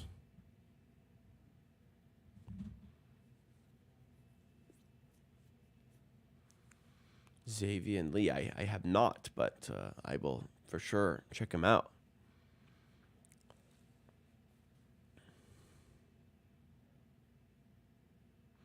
Banchero feeds Harris. Now Franz Wagner. Wagner looking to restore the Magic lead. At the ball stripped away and it's out of bounds for a Orlando ball, but good defense there, taking away the shot on the inside. Better protection in the paint and better resistance by the Raptors there as Gary Trent disrupting. Very lovely play there by Gary Trent. Harris to inbound. 4 seconds on the shot clock as Banchero works on Trent, loses him there, and that's just bad defense. That's just bad defense. Banchero really didn't have to maneuver too much to manufacture an open look there on Trent. Quickly blocked by Wagner. Rebound spills to Abaji. Eventually, Abaji gets the 3 up, but does not connect, and Orlando maintain a 2-point advantage with the shot clock, game clock separated by about 4.5 seconds here. 49-47. Wagner finds Banchero. Shot clock at 5. Abaji, you hope he provides some more resistance here. And perhaps provides too much. And it's a foul. So it'll be side out. That's a foul to give. However, they will not get the ball back anymore. So last possession of the half will go in the hands of the Orlando Magic. Hopefully, Raptors can just generate one more stop here with 8.8 seconds to go and go in down by 2 points. Raptors bring in some, more defensive intensity for this one. Jonte Porter and Jamias Ramsey in the game. Banchero, 1-0 with Abaji again. Gets a screen, switches onto Porter. Fires in the corner to Caleb Houston. A good 3-point shooter. And the Mississauga native, Caleb Houston, makes it a 5-point game. Raptors did well to stay competitive in this half, and that bucket won't change too much, but 2-point game looks a lot better than a 5-point game. That being said, hey, solid performance by the Raptors, solid work overall by the Raptors, and they're staying competitive. Now, they've done that in the last 3 games. They did that in the first half against the Magic on Friday and fell apart more in the second half, but not really anything to be overly upset about here. The Raptors are staying competitive. And it's an enjoyable watch thus far. All right, that'll do it for the first half. I'm going to go fill up my water, go just chill for a sec. Give me 2 minutes to go to the bathroom, fill my water. We'll be in here for the second half. When I get back, we'll go through the box score ahead of that second half, talk about the first half. So if you guys are enjoying, now's a great time to hit the like button or subscribe to the channel for more Raptors content like this. We're less than 50 subs away from 17,000 subs. And when we get to 17K, we're giving away 2 Raptors jerseys. If you're new to the channel, now is a great time to get on board and join the amateur army. Don't go anywhere, guys. Enjoy the music. I'll be back in 2 minutes.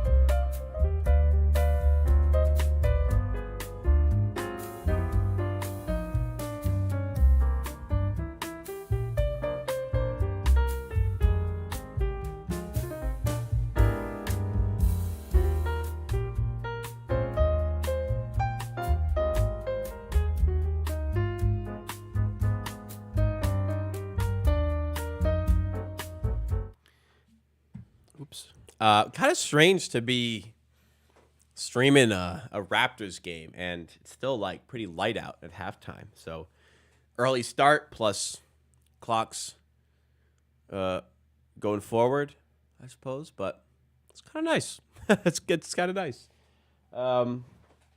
Anyways, halftime here. Raptors down by 5. A very, very late 3 in the half by Caleb Houston, the Canadian on the Magic, has made this a 5-point game. But overall, let's go check out where things have gone well or wrong individually as far as the Raptors and Magic are concerned. So, Kelly Olynyk, 6 points in this one. He's been decent overall. Defensively, feels as though he's like maybe slightly outmatched at times, having to protect the rim, be that lead rim protector, but that's just who we got right now. Gary Trent is 3 of 7 in this one, 0 of 3 from 3, so not quite following up that 31-point season high performance on Friday, but he is adding in other stats here with 2 assists, 3 rebounds, a steal, and a block.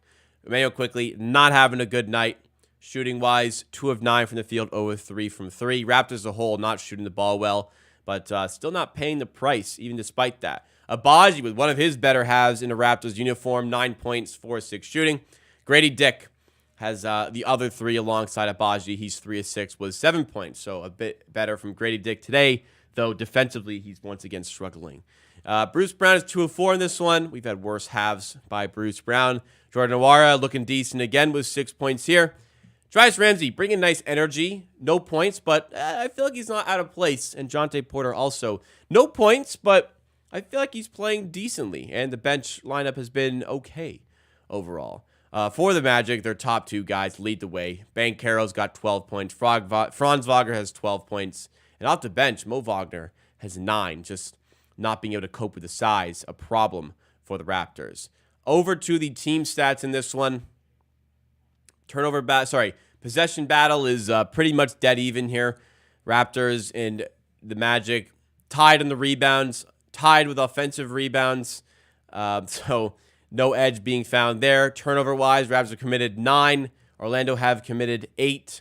So not really much to split between these two teams. The Raptors are shooting 48% from the field, but only 18% from 3. The Magic shooting 51% from the field and 27% from 3 with that late one by Houston, making it a 5-point game. So if the Raptors can start to knock down some jump shots, well, they've got an opportunity maybe to snatch a win in Orlando. Maybe not the best thing for the team, but the players are out there trying to win. And so far, they've put themselves in a position to be competitive in the second half. That said, they have struggled so mightily in the second halves of the last 3 games, including Friday against Orlando, where they were down by 2 at the half. They were down 50-48 on Friday at halftime. This one, they're down 52-47. Let's see if they can maintain competitiveness and keep themselves relevant throughout. Noir's looking decent. I'm trying to think about what the roster could look like next season. Is there a spot for Jordan Nwora? Like, who's going to be on the roster? So, Barnes, Pirtle, Barrett, Grady Dick, Ochai Agbaji, Emmanuel Quickly, hopefully Gary Trent Jr., possibly Kelly Olynyk, Bruce Brown, or if you trade him, maybe somebody you get out of that trade. But Bruce Brown, I could see still being here start next season. So 9. You've got Jalen McDaniels, unfortunately, under contract again. You'll have then 5 more spots. So you'll have the mid-first round pick, the early second-round pick. You'll have Freeman Liberty on a 2. No, Freeman Liberty actually has to earn a roster spot. So Porter on a 2-way. Maybe Gay on a 2-way. You'll have a 2-way guy, but like 3 more roster spots after that. You could have your own pick, which makes it 13. One of those guys can trade. So that's about 12. Probably like 11 or 12 guys pretty locked into having a roster spot for the Raptors next season. Then you'll have guys like Porter, Nwora, Freeman Liberty battling it out for one of those final 3 positions. Plus any free agent signings. Yeah, I'd like to see Nwora get a shot in training camp. He's a free agent, so I don't know if you can give him that sort of non-guaranteed contract. Interesting.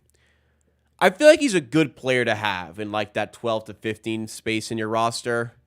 He can come in and do a job. He can play a few different roles. He can shoot the ball okay from three. I wouldn't mind having him within the roster for next season. A lot of it depends on Trent. Yeah, it depends if you trade Bruce Brown. Depends if you have your own pick. A lot of variables, but feels as though there's going to be like at least 3 or 4 roster spots for the taking. And I wouldn't mind Porter being like, the third choice center behind Pirtle and Olynyk. But probably good to have like maybe a bit more of a... No, because Porter can always fit because he can space the floor. And his defense is getting better. I was going to say, it'd be nice to have like a rim protecting sort of big in the mix. But like not really because that player is not always applicable. So when we are healthy, that guy is like never going to play. I don't know. Porter's a decent third choice. It'd be nice to... I think it'd be... Hopefully he can continue to work on his game in the summer. Hopefully he stays healthy. He's had a pretty injury-riddled career. So if he can stay healthy... We'll see. But there's going to be spots available. That's the point that I'm making here. And wonder how much shakeup we'll see for the roster in the offseason. And we'll see how impactful any picks could be that enter with the Raptors. A potential 32nd overall pick, a potential like 17th overall pick, and a potential top 6 pick as well. The Raptors could have on their way to supplement the core going forward. And, the fact that Raptors have maintained a certain degree of competitiveness, even with having to go into the depths of this lineup, it's pretty impressive. Oh, did you guys see that Kyrie buzzer beater today? Oh, my goodness. Would the left pass Jokic the buzzer? That was pretty cool. Goddamn, Kyrie. On Jokic. What a shot, man. With the left. Just a prayer. The Mavericks were up like 100-91 as well. That's a huge win, by the way, for the Mavericks. That is a massive win. I think that puts them... It ties them with Phoenix in the standings. Phoenix might slip to 8th in the Western Conference. What a disaster that would be. It's a testament to how important depth is in the NBA. Phoenix might slip to 8th. I mean, they're in danger of missing the playoffs altogether. That Western Conference play-in tournament is going to be a dogfight, man. A dogfight. Like, you might have to play Dallas in Dallas. Then if you lose that, you got to play either the Lakers or the Warriors. That... Definitely the biggest disaster. Like, the biggest... What would I say? The most disastrous of seasons for a team is certainly if the Suns miss the playoffs. Like if the Lakers or Warriors miss it, it is not to the level of the Phoenix Suns, who have invested so many assets into this team and still like can't even make the playoffs. That would be just remarkable. You're right. 2 buzzer beaters today. We had the Bam Adebayo 3 as well at the buzzer earlier today. And perhaps another one in this game. I was just thinking about it. Was trying to think back to the Tampa season and wonder, how did I keep myself entertained watching these games in the Tampa season? I think largely in the Tampa season, I never really truly embraced the tank as I have this season. So I was still watching games, hoping the Raptors would win most of the time. And there were some pretty nice moments in the mix. Like the Gary Trent buzzer beater against the Washington Wizards was sick. I don't recall there being a buzzer beater winner by the Raptors since that Gary Trent 3 against the Wizards, if you guys remember that. I can't... Definitely no like buzzer beater 3 to win a game for the Raptors. Can you guys recall a buzzer beater game winner for the Raptors since Gary Trent did it in the Tampa season? That was cool. And Gary Trent was on the up. He was super young on the up. That was an exciting time to be watching Gary Trent Jr. Anyways, point being, there was still some big moments. I remember like Chris Boucher had a monster night against the Thunder where he hit a three, not a buzzer beater, but like a late one. The 3-0 Raptors vs. Heat game, that was quite a game. That was quite a game. Fred was the logo buzzer three. I don't recall that, actually. I do remember the 3-0 game, but not that specific play. I wonder if I can look up. Buzzer beater winners, Raptors history. I wonder if there's a list. Game-winning buzzer beaters. So Basketball Reference has a page which shows every buzzer beater winner. Oh, that's just cool. So let's just look for Toronto on the list. Last season they were on the wrong end of a Kyrie Irving buzzer beater three. I recall that very well. And the AJ Griffin one. Yeah, I was in New York when that one happened. I remember that one. So none this season, none last season, none the year before. Year before that was the buzzer beater against Washington. And that was the last time the Raptors had a game-winning buzzer beater. This one, so they were on the wrong end of one this year as well. They had the Tony Snell one against Atlanta. I remember this one so vividly. I think this was the game. This Tony Snell shot was the game that tanked the Raptors that season. Like, I think if they had won that game, they honestly would have been fine that season. But they lost that game and they plummeted. They went on a massive losing streak in March. And I think this game specifically did that in a way. This game felt monumental to me. I don't know if you guys remember this one. Before that, the playoffs, they had one, the OG Anunoby one, of course. Before that, Kawhi Leonard against the Philadelphia 76ers, of course. Receiving end of the Jeremy Lamb one. Oh, the Siakam. I think it was a midi, this one. A Reggie Bullock one. I don't remember this. Now we're going back pretty far. LeBron James, the LeBronto moment there. Wow, reliving some key moments there. So the answer is the Raptors have not had a buzzer-beating game winner to win since Gary Trent against the Wizards in that tank season. That Mo Pete one's crazy. Is that the Wizards one? Yeah. That one is, well, the best buzzer beater in Raptors history is Kawhi against the 76ers, by the way. But that's, the Mo Pete one's fucking dope as well. Today is not the day for LeBronto. No, indeed. Today is the day for a potential competitive game against Orlando Magic. Second half has begun here. And Raptors, sorry, about 11:30. I missed a couple plays there. Olynyk to the rim, no good, and we're well underway here. Sorry, I'll count down my clock here if you want to sync up to my game clock.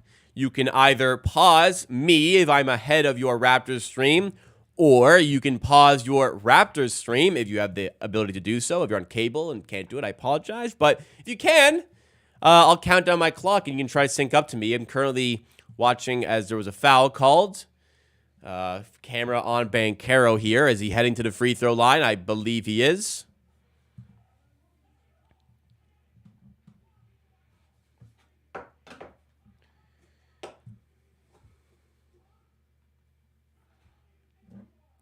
Banchero at the free throw line.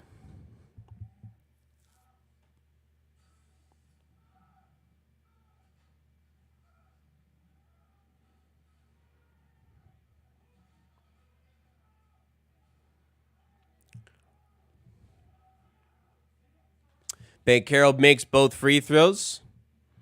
Was Corey Joseph winner against Pistons in 2016 a buzzer beater? I'm not sure.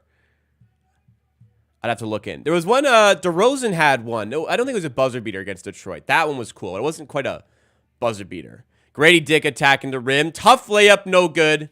It's out of bounds. So I'll read out the clock when we get the clock really moving here. And we can try and sync up, everybody. So I'm just looking at something quickly for work.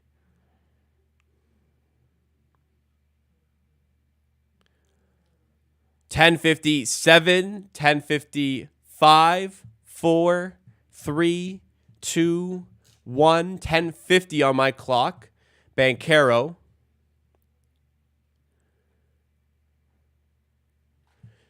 To Wendell Carter. All done. Sorry about that. Franz Wagner now. Shot clock at 4. Nice defense by the Raptors. Swarming, and it turned into a steal. Quickly has a look the other way and is fouled. If he just dropped that one off and had more presence there of mind, he could have dropped that off to Abaji for an easy dunk, but quickly we'll head to the line here. Reminder, guys, if you're enjoying the stream content, give me a thumbs up. Hit that like button. Consider subscribing as well. We're really close to 17K, guys. Could this week be the week? The DeRozan dunk. Did Blake hit a buzzer beater right after?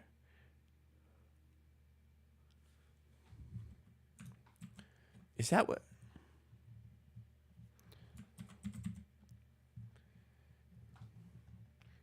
Does my mind deceive me with that game?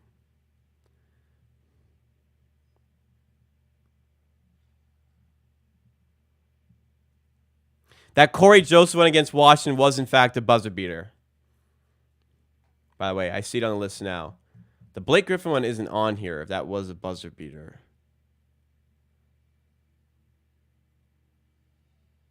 There's a Reggie Bullock buzzer beater on here against the Raptors for the Pistons.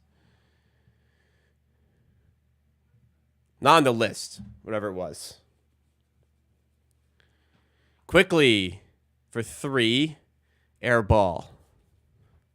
Raptors down 7 in the early stages of this third quarter. It would be fun to watch, and we do have a game coming up against the Sixers. I hope Maxey gets to play against quickly in that game. That'll be a fun little matchup to watch for personal reasons and ability reasons. Both players coming out of Kentucky in the same draft class.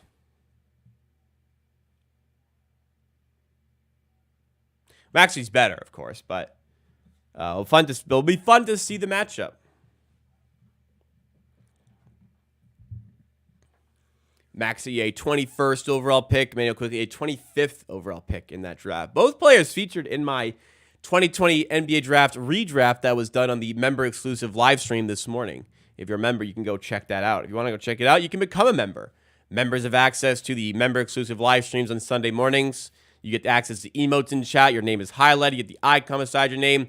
Tons of great stuff available when you become a member. And best of all, you support me. You support the content a little bit more.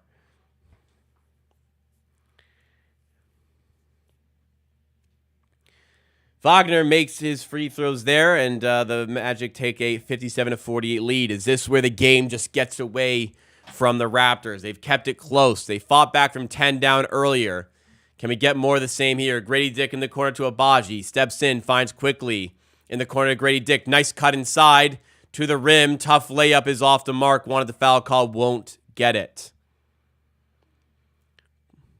Wagner puts it up and does not go. Blake hit the buzzer beating tying shot after that DeRozan dunk. Okay. Who won that game?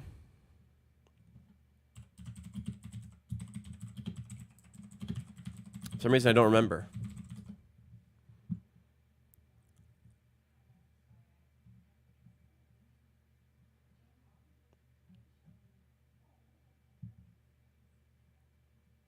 Can't find it. Whatever. That's crazy. That's one of like DeRozan's best highlights. If they had lost that game, that would have been puts a big it mars the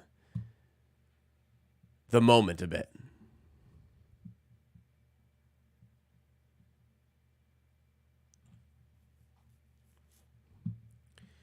Well, not a great start to the third quarter. The Raptors were seconds away from going into half down 2. Ended up going into the half down 5. And now they sit down 11. And this could be just that third game in a row where, the opposition just takes over at the start of the second half or in the second half in general. We know, listen, I'm aware Maxey's better. All I said was it'll be an interesting matchup to see them play against each other. You know, similar styles of players, teammates in college. I never said Quickly was better. Just all I said was it'll be interesting to see them match up against each other. That's it. Nobody's saying Quickly's better. Nobody said that. Just it'd be interesting. That's all. Everyone knows we know Maxi's better. Just an interesting matchup. That's it.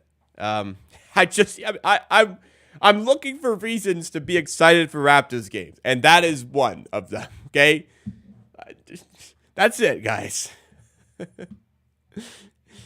How dare you want to see a matchup? Quickly isn't even as good as him. Did I see the ankle breaker Quickly did on Maxi in a playoff game before? Actually, no.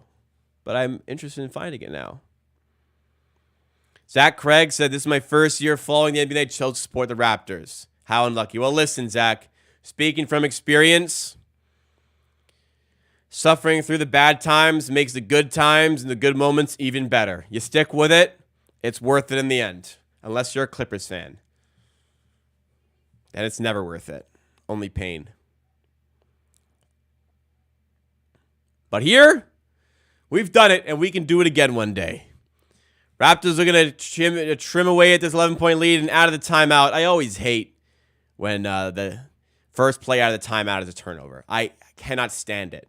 Banchero goes the other way and puts it in, and the Orlando Magic have taken a 13-point lead. It is a 9-1 run to start the half. Ugly. Gary Trent step back three off the mark, and another opportunity goes begging for the Raptors. No field goals in the second half as of yet for the Raptors. Corner three for Gary Harris here. Rims away. Can the Raptors get something? Noir has checked in the game for Grady Dick. By the way, out of that timeout, Grady Dick, another tough night here. Seems to be that it's not the right match for Grady Dick as Gary Trent hits a big three to hopefully kickstart the second half for the Raptors. That is their third made three of the night, and we are in the second half. What's your morning breakfast you can make easily? Go to just 2 pieces of bread, sourdough preferably, but just like regular old white bread's fine. Toast it up, mayo on both. Banchero hits a three. Mayo on both. Lay down slice cheddar cheese on both. Go for some sort of salami or ham as Emmanuel Quickly puts it up on the floater and gets the end one. So toast, mayo, cheese, some sort of salami, ham, turkey, or my preference would be probably mortadella on top of that. Fried egg on top of that with, salt, pepper, everything bagel seasoning, maybe garlic, maybe chili flakes if I'm feeling okay, feeling up for it. Dabble of Frank's Red Hot if I feel like it. And just open face, knife and fork it. I could eat that every meal of every day. It's truly one of my faves. Sourdough, though. If you got sourdough, slaps. But I just go open face, knife and fork. I'm a big open face sandwich guy. It's a big breakfast. I'm a big boy.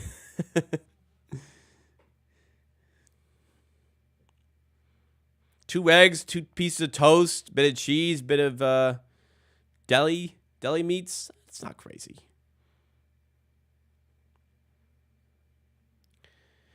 Another bucket there for Orlando. The Raptors just struggling to find any way to get stops right now.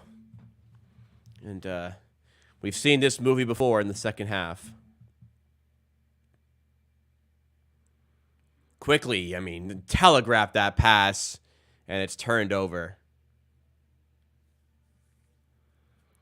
Don't know what he's looking for with that pass.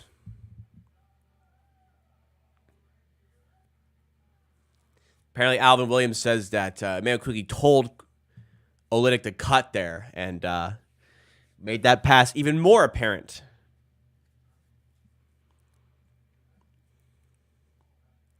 Suggs to Wendell Carter in the corner to Gary Harris for 3. And we're lucky he's not making us pay because he's a good shooter and he's just not been hitting these shots. Agbaji cutting to the rim, layup, bit off more than he could chew, and it's another miss for the Raptors, 66-54. Banchero inside. No good. Ooh, catch a break there. Olynyk does enough, apparently, on the inside. Quickly looking to make something happen at the rim, makes the layup. All right, good stuff there. It's a 10-point game. Do you think they will sign Jamram?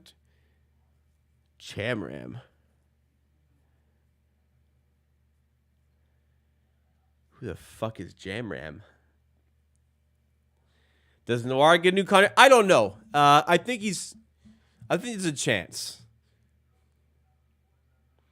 Banchero to Carter in the corner. Shot clock at 3. Good defense. Good hand contest. No good there. Great defensive possession there by the Raptors. But a loose ball foul called on the rebound. Oh, Jamias Ramsey. I don't know. I think it's too early to tell. Probably will want to go for another 10-day before making that decision. I'd like to sign him. I've been intrigued. I'd like to sign him on one of those multi-year contracts where he's partially guaranteed like $200K or something. And then if he makes the roster after training camp, his guarantee kicks in, he makes like $1 million. I wouldn't mind giving him like an opportunity in training camp to earn a roster spot. Lowry will sign a contract with the Raptors. It could be a one-day contract to end his career, but Lowry will return to the Raptors one day, whether it be like that or to actually play. More likely the former than the latter, though. Oh, Jamias already on his second 10-day. I didn't see that news. When was that announced? Okay. I felt like it was more than 10 days, but I hadn't seen any news about a second one. Okay, anyways, I think he's done enough to say, yeah, let's see what he does in training camp. I'm on board with that. Banchero at the free throw line here. Misses the first free throw.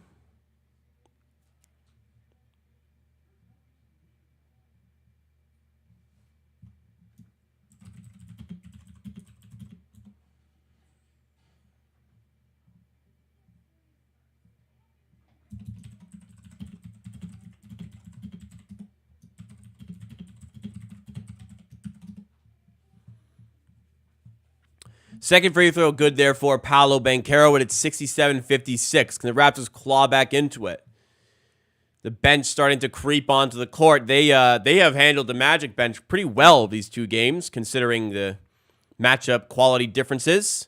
Can they get something going here? Noir, a tough bucket. I mean, I was about to give him shit for that elbow jumper, heavily contested, but hey, if it goes, I suppose.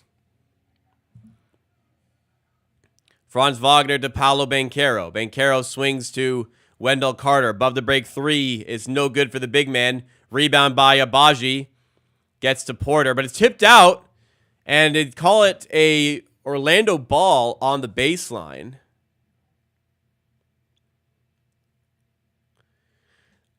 So let's see here. I mean, it looked like a foul, if anything. It did bounce out. Okay, I'm not sure.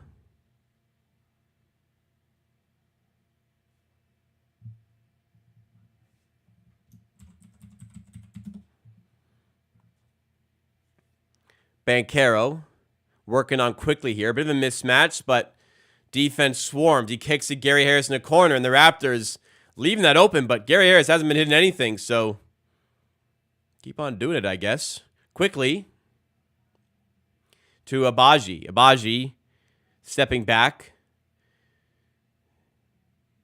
Kicking out to Porter now for 3. A runner is no good. 67-58 Orlando. Can the Raptors just keep in this until the fourth quarter? Can they stay competitive? Gary Harris in the corner, not shooting this time. Taken to the cup. And despite a pretty well-defended effort by Quickly, it still goes for Gary Harris at the rim. Manuel Quickly looking to respond here. Finds Abaji at the rim, and Suggs gets the steal. Just great defensive play, to be honest. Not much you can say. Markelle Fultz to the rim, right past Nwora, scoops it up, and the lead returns to 13. Tied for the largest lead of the game for the Magic, or for anybody. Game's kind of going away from us here. Is there a response? Quickly swings to the ref, who doesn't play for the Raptors, and it's out of bounds for a Orlando ball. Kind of feels like this one's running away from us again. There's Darko.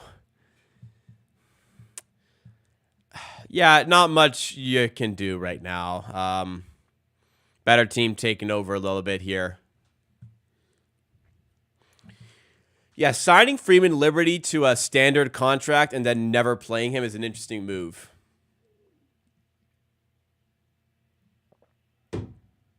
Suggs for 3, 16-point game. And yeah, this one's pretty much gone at this point.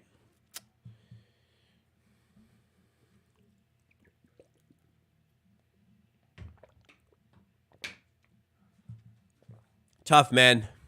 Very tough. Just got away from us in the second half again. Just talent started to take over a little bit. Our level drops even a smidge. And a playoff team like this just going to take advantage.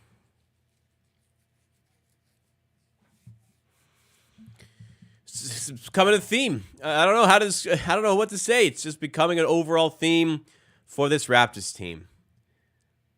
5-point game at half. Raptors only have 10 points in the third quarter. They are on pace for like 90 points now, is it? Yikes, man. Yikes. Increasingly difficult for this team. All right, guys. 95 people in chat. 42 likes in the stream, though. If you are enjoying the stream content, please make sure you hit the like button. Let's get this stream up to 50 likes. So a loss today for the Raptors, and it's very much looking like it will be a loss. We'll once again have them tied in the standings with the Memphis Grizzlies. I actually am unaware on who holds the tiebreaker there. I know we have beaten the Grizzlies this season. The tiebreaker should be head-to-head in that case, wouldn't it? We have beaten the Grizzlies this season. Did we beat them both times we played them? They beat us by 8 in Toronto. That was a bad game. Trying to see what the score was when we beat them. I think it was like 10. That was one of the few games John Morant did play. The Raptors did win. Let me go back. The Raptors beat them by 5. So if it's head-to-head, the Grizzlies have the tiebreaker against us and would stay ahead of us in the standings. However, I'm not 100% sure if the tiebreaker is just head-to-head. If somebody could enlighten your boy, I would appreciate it.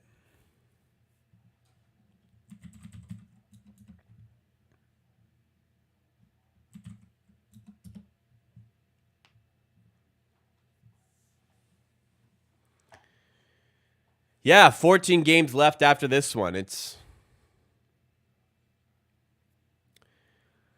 goes quick. Life comes at you fast.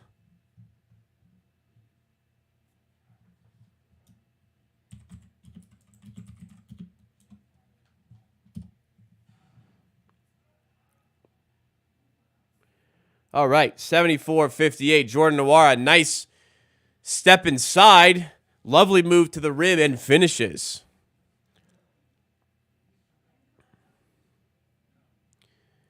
Just brings it over. The defender there, Suggs, steps inside, Euro step-esque, and finishes at the rim. Nwora looking decent once again for the Raptors. If I'm a Spurs fan, I'd be pissed if I'd lost that pick as well, for sure.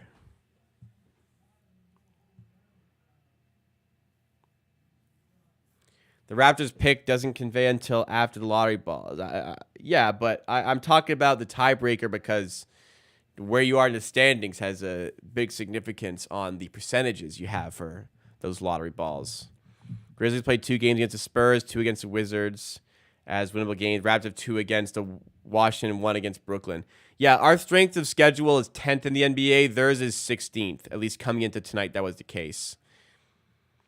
Nwora floats it up near the shot clock buzzer, and hey, Raptors just hanging around a little bit. 11-point game with 2:53 to go in the third. How probable is it for the Raptors to land a top 3 pick? Right now, I don't know top 3, but top 4 is like 31-ish% if they're the 7th worst team. Because if you're the 7th worst team, you cannot select at 5th or 6th in the draft. It has to be either top 4, 7th, or worse.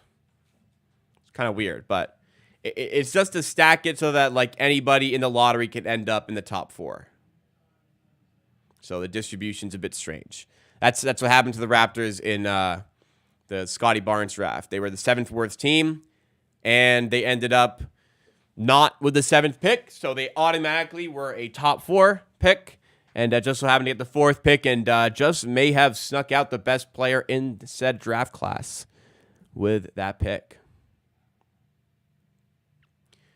I thought Freeman Liberty's defensive minutes actually pretty good for the Raptors. I'm not sure why he doesn't play at all. I guess they just want to get a good look at Ramsey while he's on the 10-day contract, but yeah, I would have liked to have seen some Freeman Liberty reps down the wire this season. Hopefully we do get some.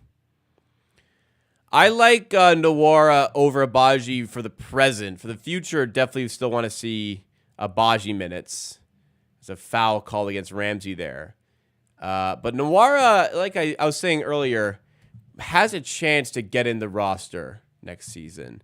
Now, I think in an ideal world, like Nwora, if Nwora's in your 9-man rotation, I think there's like probably an issue with how you handled your summer business, with all due respect. But I think he's good enough to be there for depth purposes. Next season, without Boucher, Brown, Gary Trent, 3 rookies they have to play, Raptors won't be a good team. I also don't think they'll be very good. There's no guarantee Brown won't be here. There's no guarantee Trent won't be here. And, well, Boucher, even if he is here, probably won't play. So probably close to a guarantee he won't be here.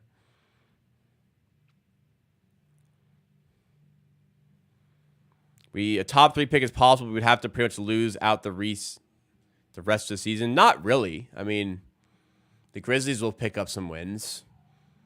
Just finish under them. I mean, even in their current position, they can end up with a top 3 pick. 76-63. 2:38 to go in the third. Low-ish scoring game as Nwora takes it to the rack again and continues his pretty impressive run. He's got 15 points for the Raptors on 6 of 7 shooting. He is perfect on 2s tonight, Jordan Nwora. Markelle Fultz hooks it.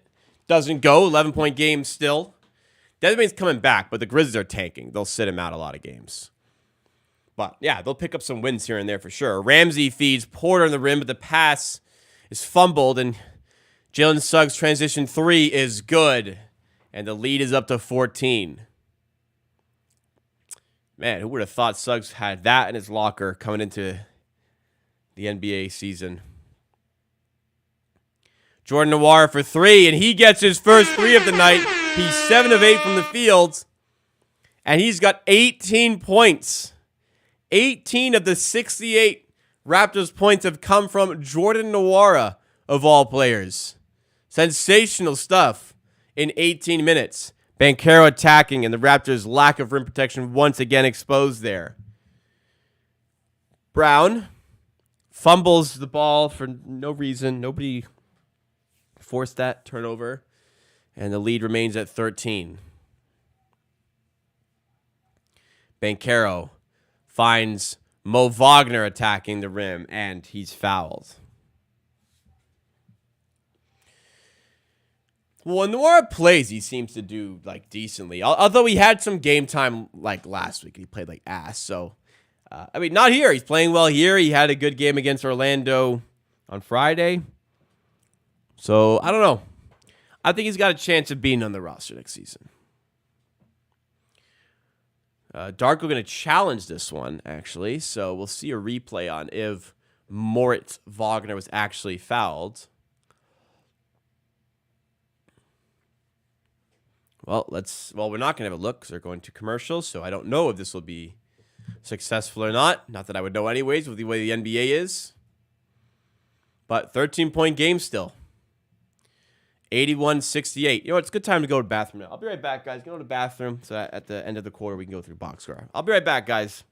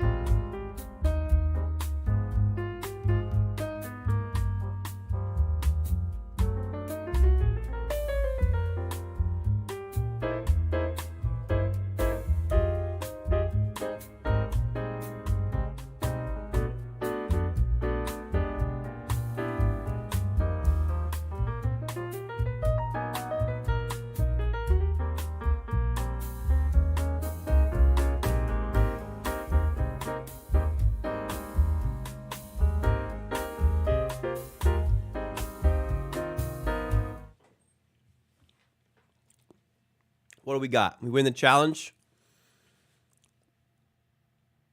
Looked like a foul. Saw replay. Looks like a foul, dude. Oh, he got no. Different angle. He got the ball first. Yeah, got the ball first. All right, the first angle didn't see the ball contact, but looks like he got the ball first there. That should be a successful challenge. However, Scott Foster might just decide, fuck it, jump ball. Who knows what he'll decide.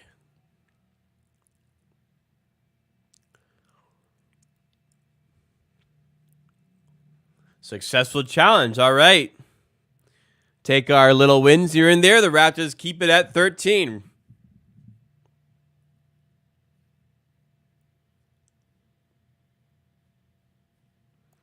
All right. Back in business. Raptors down by 13 as the third quarter is winding down. What can they come up with to finish the quarter? Raptors bench, again, just keeping us in this a little bit. Ramsey has a lane to the rim, soars up with the slam. Mama, there goes that man. Jamias Ramsey, super athlete. That's for damn sure. If he gets a runway, he's going to take flight. 11-point game. Banchero in the corner to Fultz. Raptors content to leave him some space as he misses the three. Noir gets the rebound. He's got 18 and finds Bruce Brown. Swings to Grady Dick in the corner for three. And Grady Dick makes it a single-digit game. 8-point game, and the Raptors, okay, they were down 16. It looked like it was done. It was 74-58. All of a sudden, maybe in the mix here? Banchero for three. 11-point game. Big response there by the Magic on the 2-for-1 opportunity. 4 on the shot clock. Noir for three.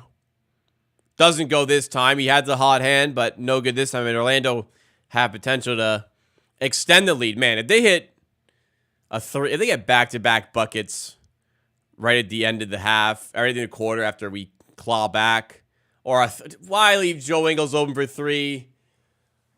Right at the end of the quarter, again, a three for the Magic, and right as the Raptors make it single digits, in the space of 30 seconds, they hit 2 threes and blow this one open, and it's 14 again. God damn it, dude. Like, right? At least, like, give us a minute of being like, oh, okay, can we do something here? Not even a minute. 30 seconds later, 6-0 run. Just like that. Leaving Joe Ingles open. Certainly a decision. All right.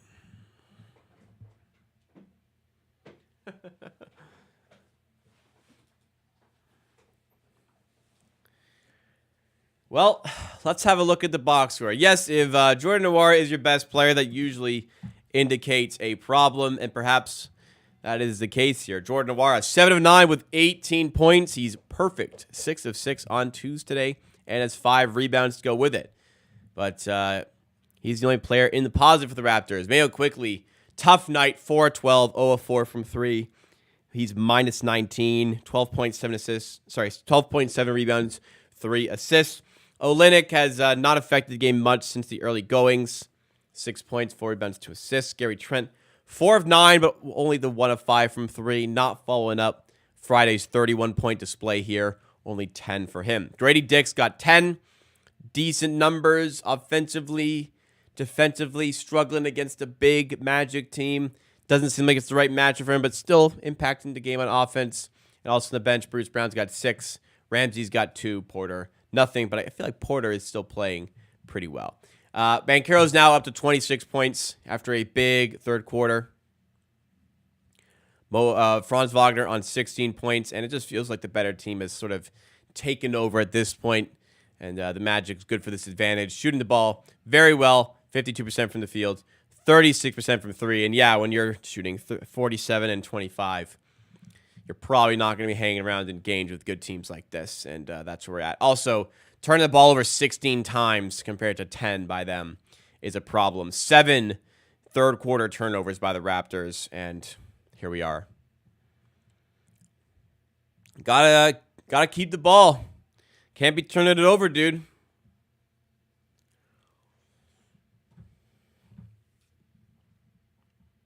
I like Ramsey. I'd be willing to give him a shot on a non-guaranteed deal for the summer.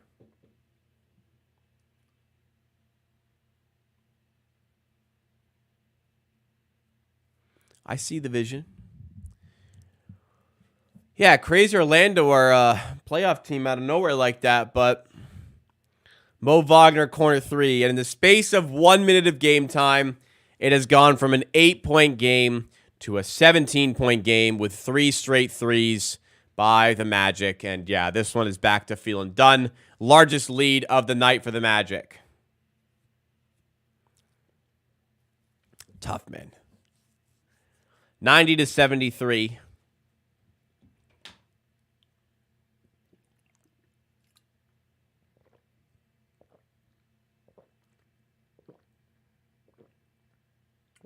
Grady Dick, midi, no good. Mo Wagner rebound. This is not going to be a game where if it gets to garbage time early that I'm going to stick around for, by the way. Well, some silver lining, though. The night is still young. You know, still just hang out tonight. I got to do some laundry. Got to get some groceries ordered. And still have time to do that and get a good night's sleep in before hitting the gym before work tomorrow.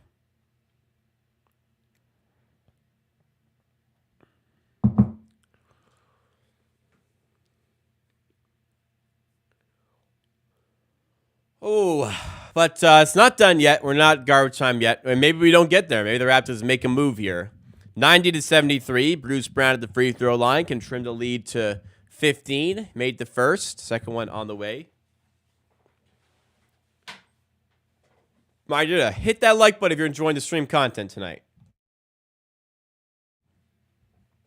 Second free throw is also good, and it is 15-point game.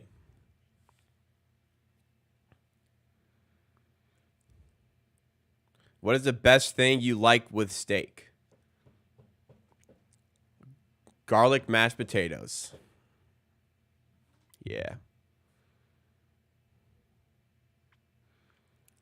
Markelle Fultz with the right, no good. Rebound back to Fultz.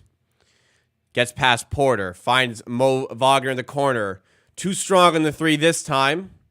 Catch a mistake. Jail. Ramsey for three. Off the mark. Rebound to Cole Anthony. And Orlando are out on their way in transition. Bruce Brown, nice disrupting there, but foul called. Never mind.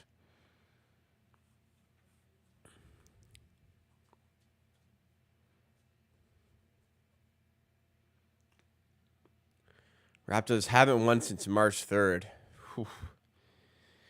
This will be loss 7 in a row with really no end to the losing streak in sight. Kings Wednesday, Thunder on Friday. Well, I guess in sight. You get the Wizards on Monday. Or you get the Wizards on Saturday, rather. Mo Wagner at the rim, lays it in again. Nice feed by Jingles. And Darko calls timeout, down 17, tied for largest lead of the night for Orlando.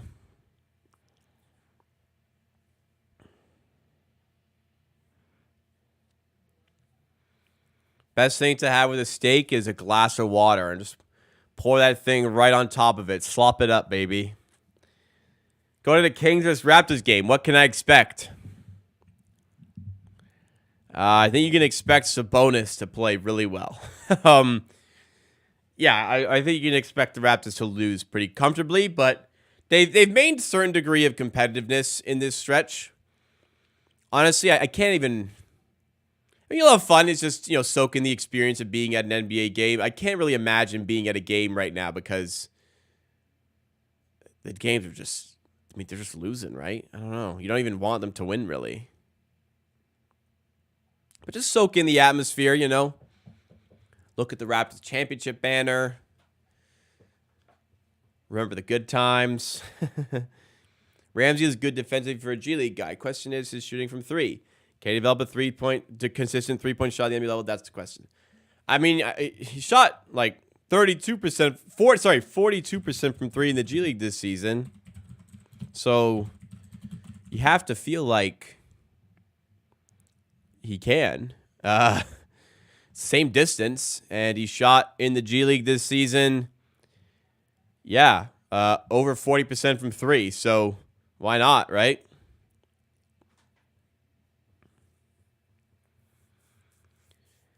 It was so close at half. What happened? You could have said that on Friday. You could have said that on Wednesday. You could have said that on Monday. Every game is the same. Oh, it's close at half. What the hell happened? Better team just locked in and went on a run, and there was nothing we could really do about it. I think it's unfair to Bruce Brown. Bruce Brown's been fine today. And I assure you, the deeper you go in this bench, you ain't finding solutions. So you don't play Brown, who plays? McDaniels? No, thank you. Okay, I guess Freeman Liberty could play, but I don't know. I don't think that's really an improvement on Bruce Brown, much as I do want to see Freeman Liberty play.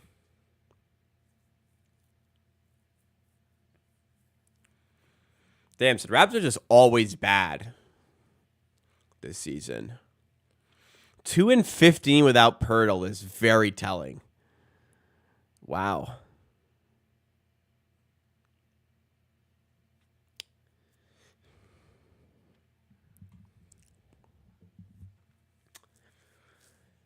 Been a tough season. Gary Trent open for three out of timeout. Lovely play design.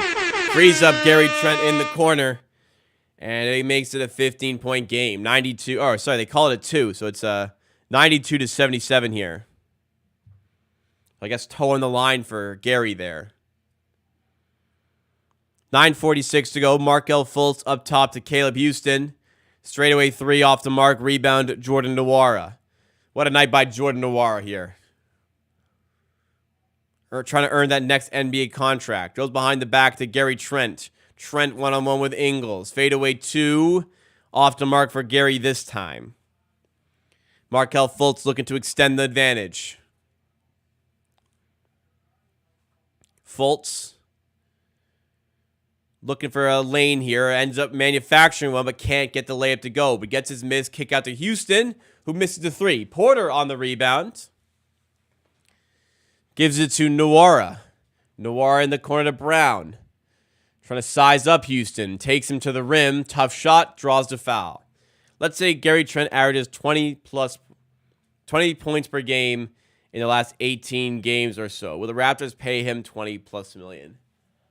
I don't know. I think it's certainly possible. One of my bad takes early this season, I thought Gary was going to get an extension this summer.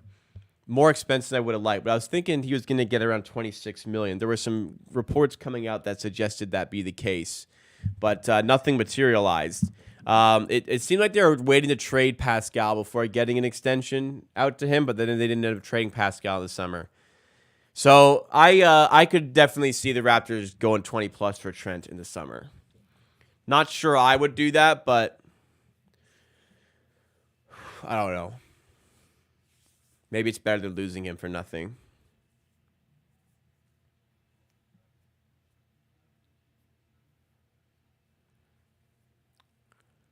$92.79. Raptors 9 minutes away from their 7th straight loss. Anthony in the paint, trying to shoot over Ramsey and gets it in. 15-point game.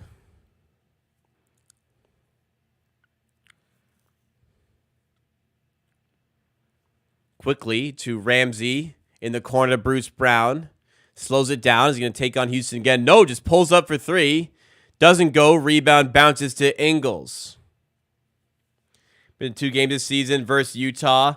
Oh, that blow up in the second half. That sucks. And then more recently, it's the Hornets. Oh, well, that was a fun game. At least they won. For Pigs. Can the Raptors mathematically... Yeah, I guess the Raptors mathematically can't catch the Pistons for the single season losing streak. That's good.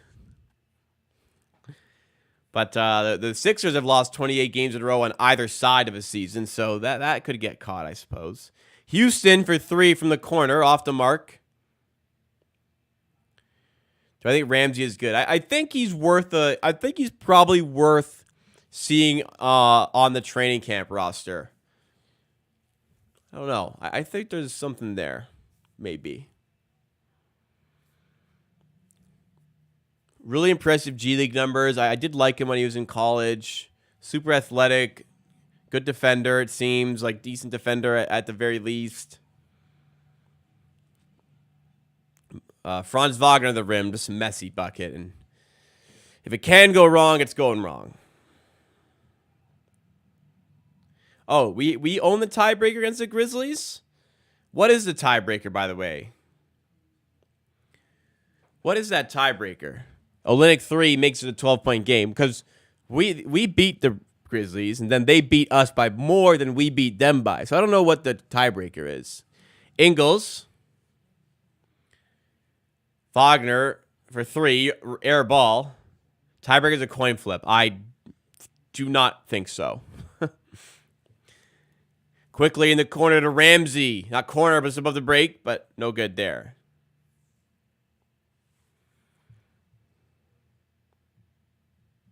You've been unsure about how Ramsey moves. What do you mean how he moves? Grady Dick about to check back in for the Raptors. 6:38 to go in the game. 12 points. Not impossible from here. As Trent hits the deck. A foul's called. They call it against Trent. He got knocked over and they call it against him. What are they calling there? Overall standings, we are higher than the Grizzlies by having the same record. We currently do not have the same record as the Grizzlies. They are half a game behind us. And I believe they would have the tiebreaker. Why don't we just look up the tiebreaker?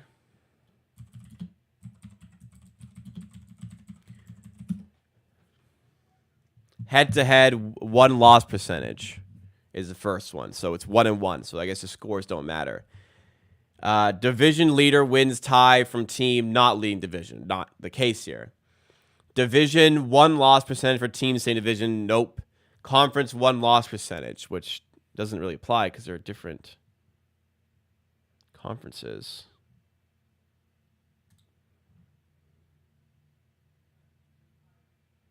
I don't know cross-conference tiebreakers.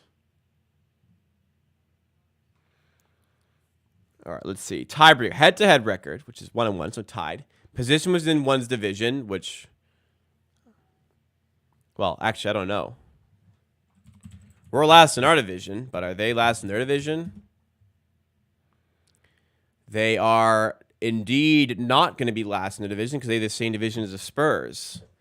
So if the position within one's division is the second tiebreaker, and this website is correct, the Grizzlies would hold very, very likely said tiebreaker over the Raptors and would be ahead of the Raptors on a even record. I'll have to look in to investigate a bit more, but it seems as though they would have the tiebreaker. I don't know. I mean, the Discord one. The Discord one doesn't show their position really, so I don't know, and it's not necessarily gonna showcase in that NBA standings sheet. So I don't know.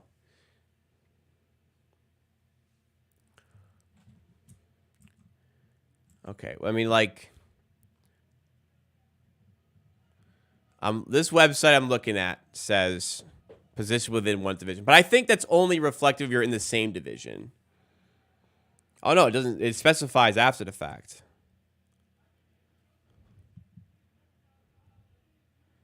Okay, I don't know. I think they have tiebreaker, but I'm not sure. Whatever. Quickly is 0 of 6 from 3 with that latest miss. Raptors down 14 with 5:43 to go. Have to feel like the garbage time crew comes in soon. Wendell Carter throws it down. Little bit of exclamation mark on this one. It's a 16-point game with 5:25 to go. Trent to Grady in the corner, tipped away. It's Raptors ball side out. Joe Ingles checking out of the game.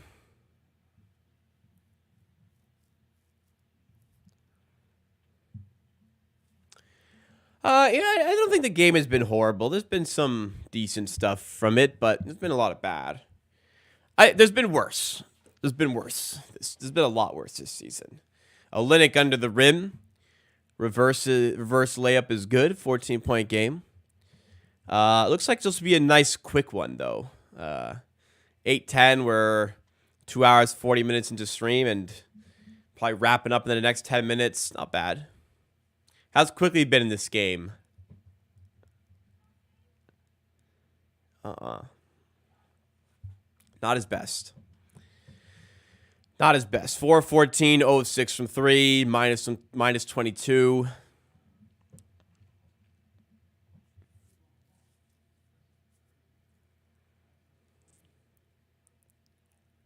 Gary Trent for 3. And, yeah, we'll give him a little bit of horn there. All right. Gary's up to 15 points. 13-point game, just close enough to believe, but defense like that won't help. Franz Wagner wide open on the rim. I mean, how do you lose sight of him? He's very good, of course. 104.89. Just ready to watch this one peter out. This one's pretty much concluded. And defense like that. I mean, how the hell is he that open, guys? How the hell is he that open? Jonte Porter checking in for, I think, Kelly Olynyk here. Kelly's on 5 fouls. Darko wants to make sure he has him to close this one out if we make a comeback. Like, why? Just keep him in. Like, what? Fouls out, what changes? Gary Harris steals on the Jonte Porter pass right after he checks in. Wagner spins off Trent. Double comes. And he's called for the travel. Raptors get the ball right back here.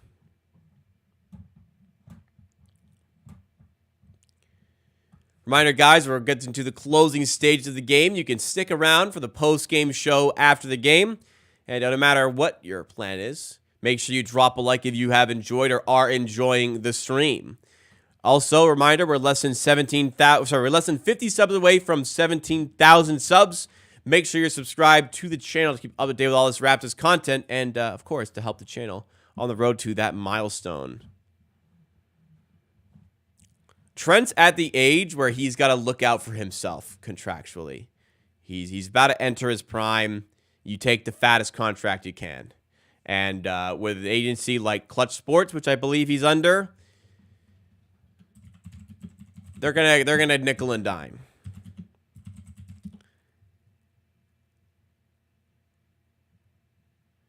Believe he's Clutch Sports. Yes. Clutch Sports. There you go. Wouldn't count on a cut price contract for Gary Trent. Banchero, and look, get your money. You're an NBA player. Banchero 3 makes it a 20-point game. Timeout called, and I don't really feel like watching the rest of this game, so let's just do our post-game show. It's not really... They may not be garbage time, but I don't really feel like watching the last 3 minutes of a 20-point game. All right, guys, let's just do it. These post-game shows really taking on a theme. We've definitely seen this movie before with the Raptors. An ultra-competitive first half is taken away by a lackluster second half where the better team just takes over. Not much you can really expect differently, but let's try to break this down as best as possible in tonight's post-game show. We do content like this for every Raptors game, so if you like what you see, make sure you're subscribed to the channel and drop a like as well to support the content. But we're running out of words here for these post-game shows. When we come into these Raptors games, I struggle to really kind of amp myself up to do these things as we celebrate brand new subscriber here by Ebidnes. Thank you so much for subscribing. I struggle to come into these games to hype myself up to watch this team right now. Guys are injured. Obviously, if the team is healthy, things are going differently. But it's 7 losses in a row. And yes, for the grand scheme of the season, overall standings, like losses like this are good. 7 losses in a row have the Raptors now equal with the Memphis Grizzlies in the NBA standings. That's great as far as keeping the pick is concerned. The top 6 protected pick sent out to the San Antonio Spurs. Just watching the games happen, especially a game like this where a lot of the more intriguing young players in the team don't really play well. It's tough. It's tough to stomach. It's tough to sit through, but we do it. And this one, I've sat through enough of it. There's 3 minutes left. The Raptors are down by 20 points to the Orlando Magic, and yeah, I don't really feel like watching anymore. Tonight, the Raptors down by 5 at halftime. Ugly third quarter, not so great fourth quarter. Going to be a blowout. Friday against the Magic, Raptors down 2 at half, end up losing by double digits. Wednesday, Raptors up 16 in the first half, up at halftime against the Pistons, blow the lead, lose by 9. Monday, up by 22 against Denver, up at halftime, and end up blowing the lead and losing that one. So, yeah, it's becoming a little bit of a theme for this team to stay competitive first half, and that just drops off second half as the opposition makes adjustments, as they just kind of kick into gear, being the better teams. They're out of been underdogs in all these games. And, yeah, watching it, I don't know. Watching them unfold, I'm not really seeing anything glaring that it feels like the Raptors are not doing, you know? It's not like there's anything in particular I'm seeing that they're doing overly poorly. That is something that they can manage. There's a gulf in class right now between these teams. Orlando are in pretty good playoff positioning right now. They're the better team. They are a stingy defensive team. They nearly kept the Raptors to under 100 on Friday, and they're going to keep the Raptors seemingly well under 100 in this one. So tough matchups, tough everything, and it's like going to spin like this for large parts of the rest of the season. The Raptors entered tonight with the 10th most difficult remaining schedule, and that's great from a draft pick perspective, but as we stomach the final 15 games, including tonight, 14 games after this one has been officially concluded, yeah, as we try to kind of stomach these games for the rest of the season, there's going to be some tough ones. There are going to be some tough watches, but hopefully along the way, the Raptors can maintain at least some level of competitiveness The box score will say that it wasn't really competitive at all tonight, but looking at where it was in the first half, it wasn't all bad. It wasn't all bad. So at the very least, there's some level of intrigue and excitement to watching the team. I don't feel like it's a waste of time watching these games. So for that, I'm happy because it really could have spun into even further levels of chaos for this season. But the Raptors are maintaining structure, and it still definitely feels like on a game-to-game basis, I don't know how they're doing it, but the players are in it to win. The players are working hard. They're keeping those energy levels. Morale seems to be decent. It's not like they're just rolling over, walking into games expecting to lose and playing like it. Like, they're battling each game. They're trying to win each game. And that can't be easy to keep on bringing that energy, keep on bringing that mindset when you're just losing every game. And they have lost every game. And it does feel like no end is in sight for the near future for that losing streak. We look at the upcoming games here. Wednesday against the Kings in Toronto. Probably 8-point underdogs in that one. Friday in Toronto against the Thunder. Probably 9, 10-point underdogs there. And then the second night of the back-to-back, you go to Washington. Washington are not good and they're tanking, but honestly, Washington's probably favored there. That's winnable, but you're probably still an underdog. The Monday game against the Brooklyn Nets, after that, at home, you might be an underdog there slightly as well. They're winnable, but you still might be underdogs. It's very realistic. The Raptors are underdogs in every game for the rest of the season, so I don't really know. They'll probably pick up wins here and there, but they probably won't be getting many along the way, and that might be a good thing.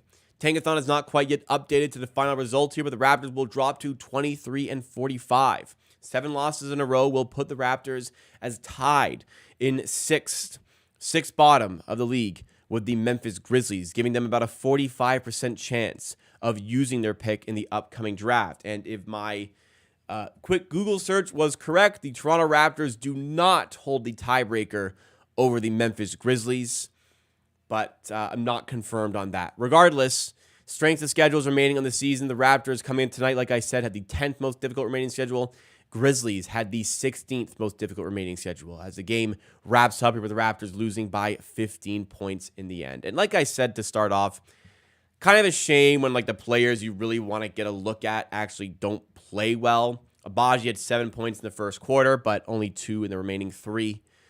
Kelly Olynyk started pretty well. It's not really a whole lot he can do, but 11 points for him. Gary Trent, decent night, 6 of 12 from the field, 2 of 6 from 3. Missed his first 4 3-point attempts, but got him back. 15 points, 5 rebounds, 3 assists, 2 steals, and a block for Trent. I can't really be upset with that stat line. Quickly, though, tough night. This is a guy you really want to get a good look at and see some improvements, but just an off game here. 4 of 15 from the field, 0 of 6 from 3, minus 26 for Quick. And Grady Dick, 4 of 11, 2 of 3 from 3 for 10 points, which is nice, but just has not looked good defensively on either side of this, not back-to-back nights, but back-to-back games against the Orlando Magic. He's a minus 27 in this one. I believe he was a minus 32 on Friday. A bright spot is Jordan Noir's performance, 18 points, 7 rebounds, 7 of 9 shooting from the field. Perfect 6 of 6 shooting on 2s in this one. He's in a contract year, and you got to remember, these games are still important to these guys, and they're still battling out there. Jordan Noir is a good example. Jamias Ramsey on his second 10-day contract, trying to earn another contract, trying to earn a standard NBA contract. 5 points for him, 2 of 6 shooting, but bringing good energy and good levels defensively.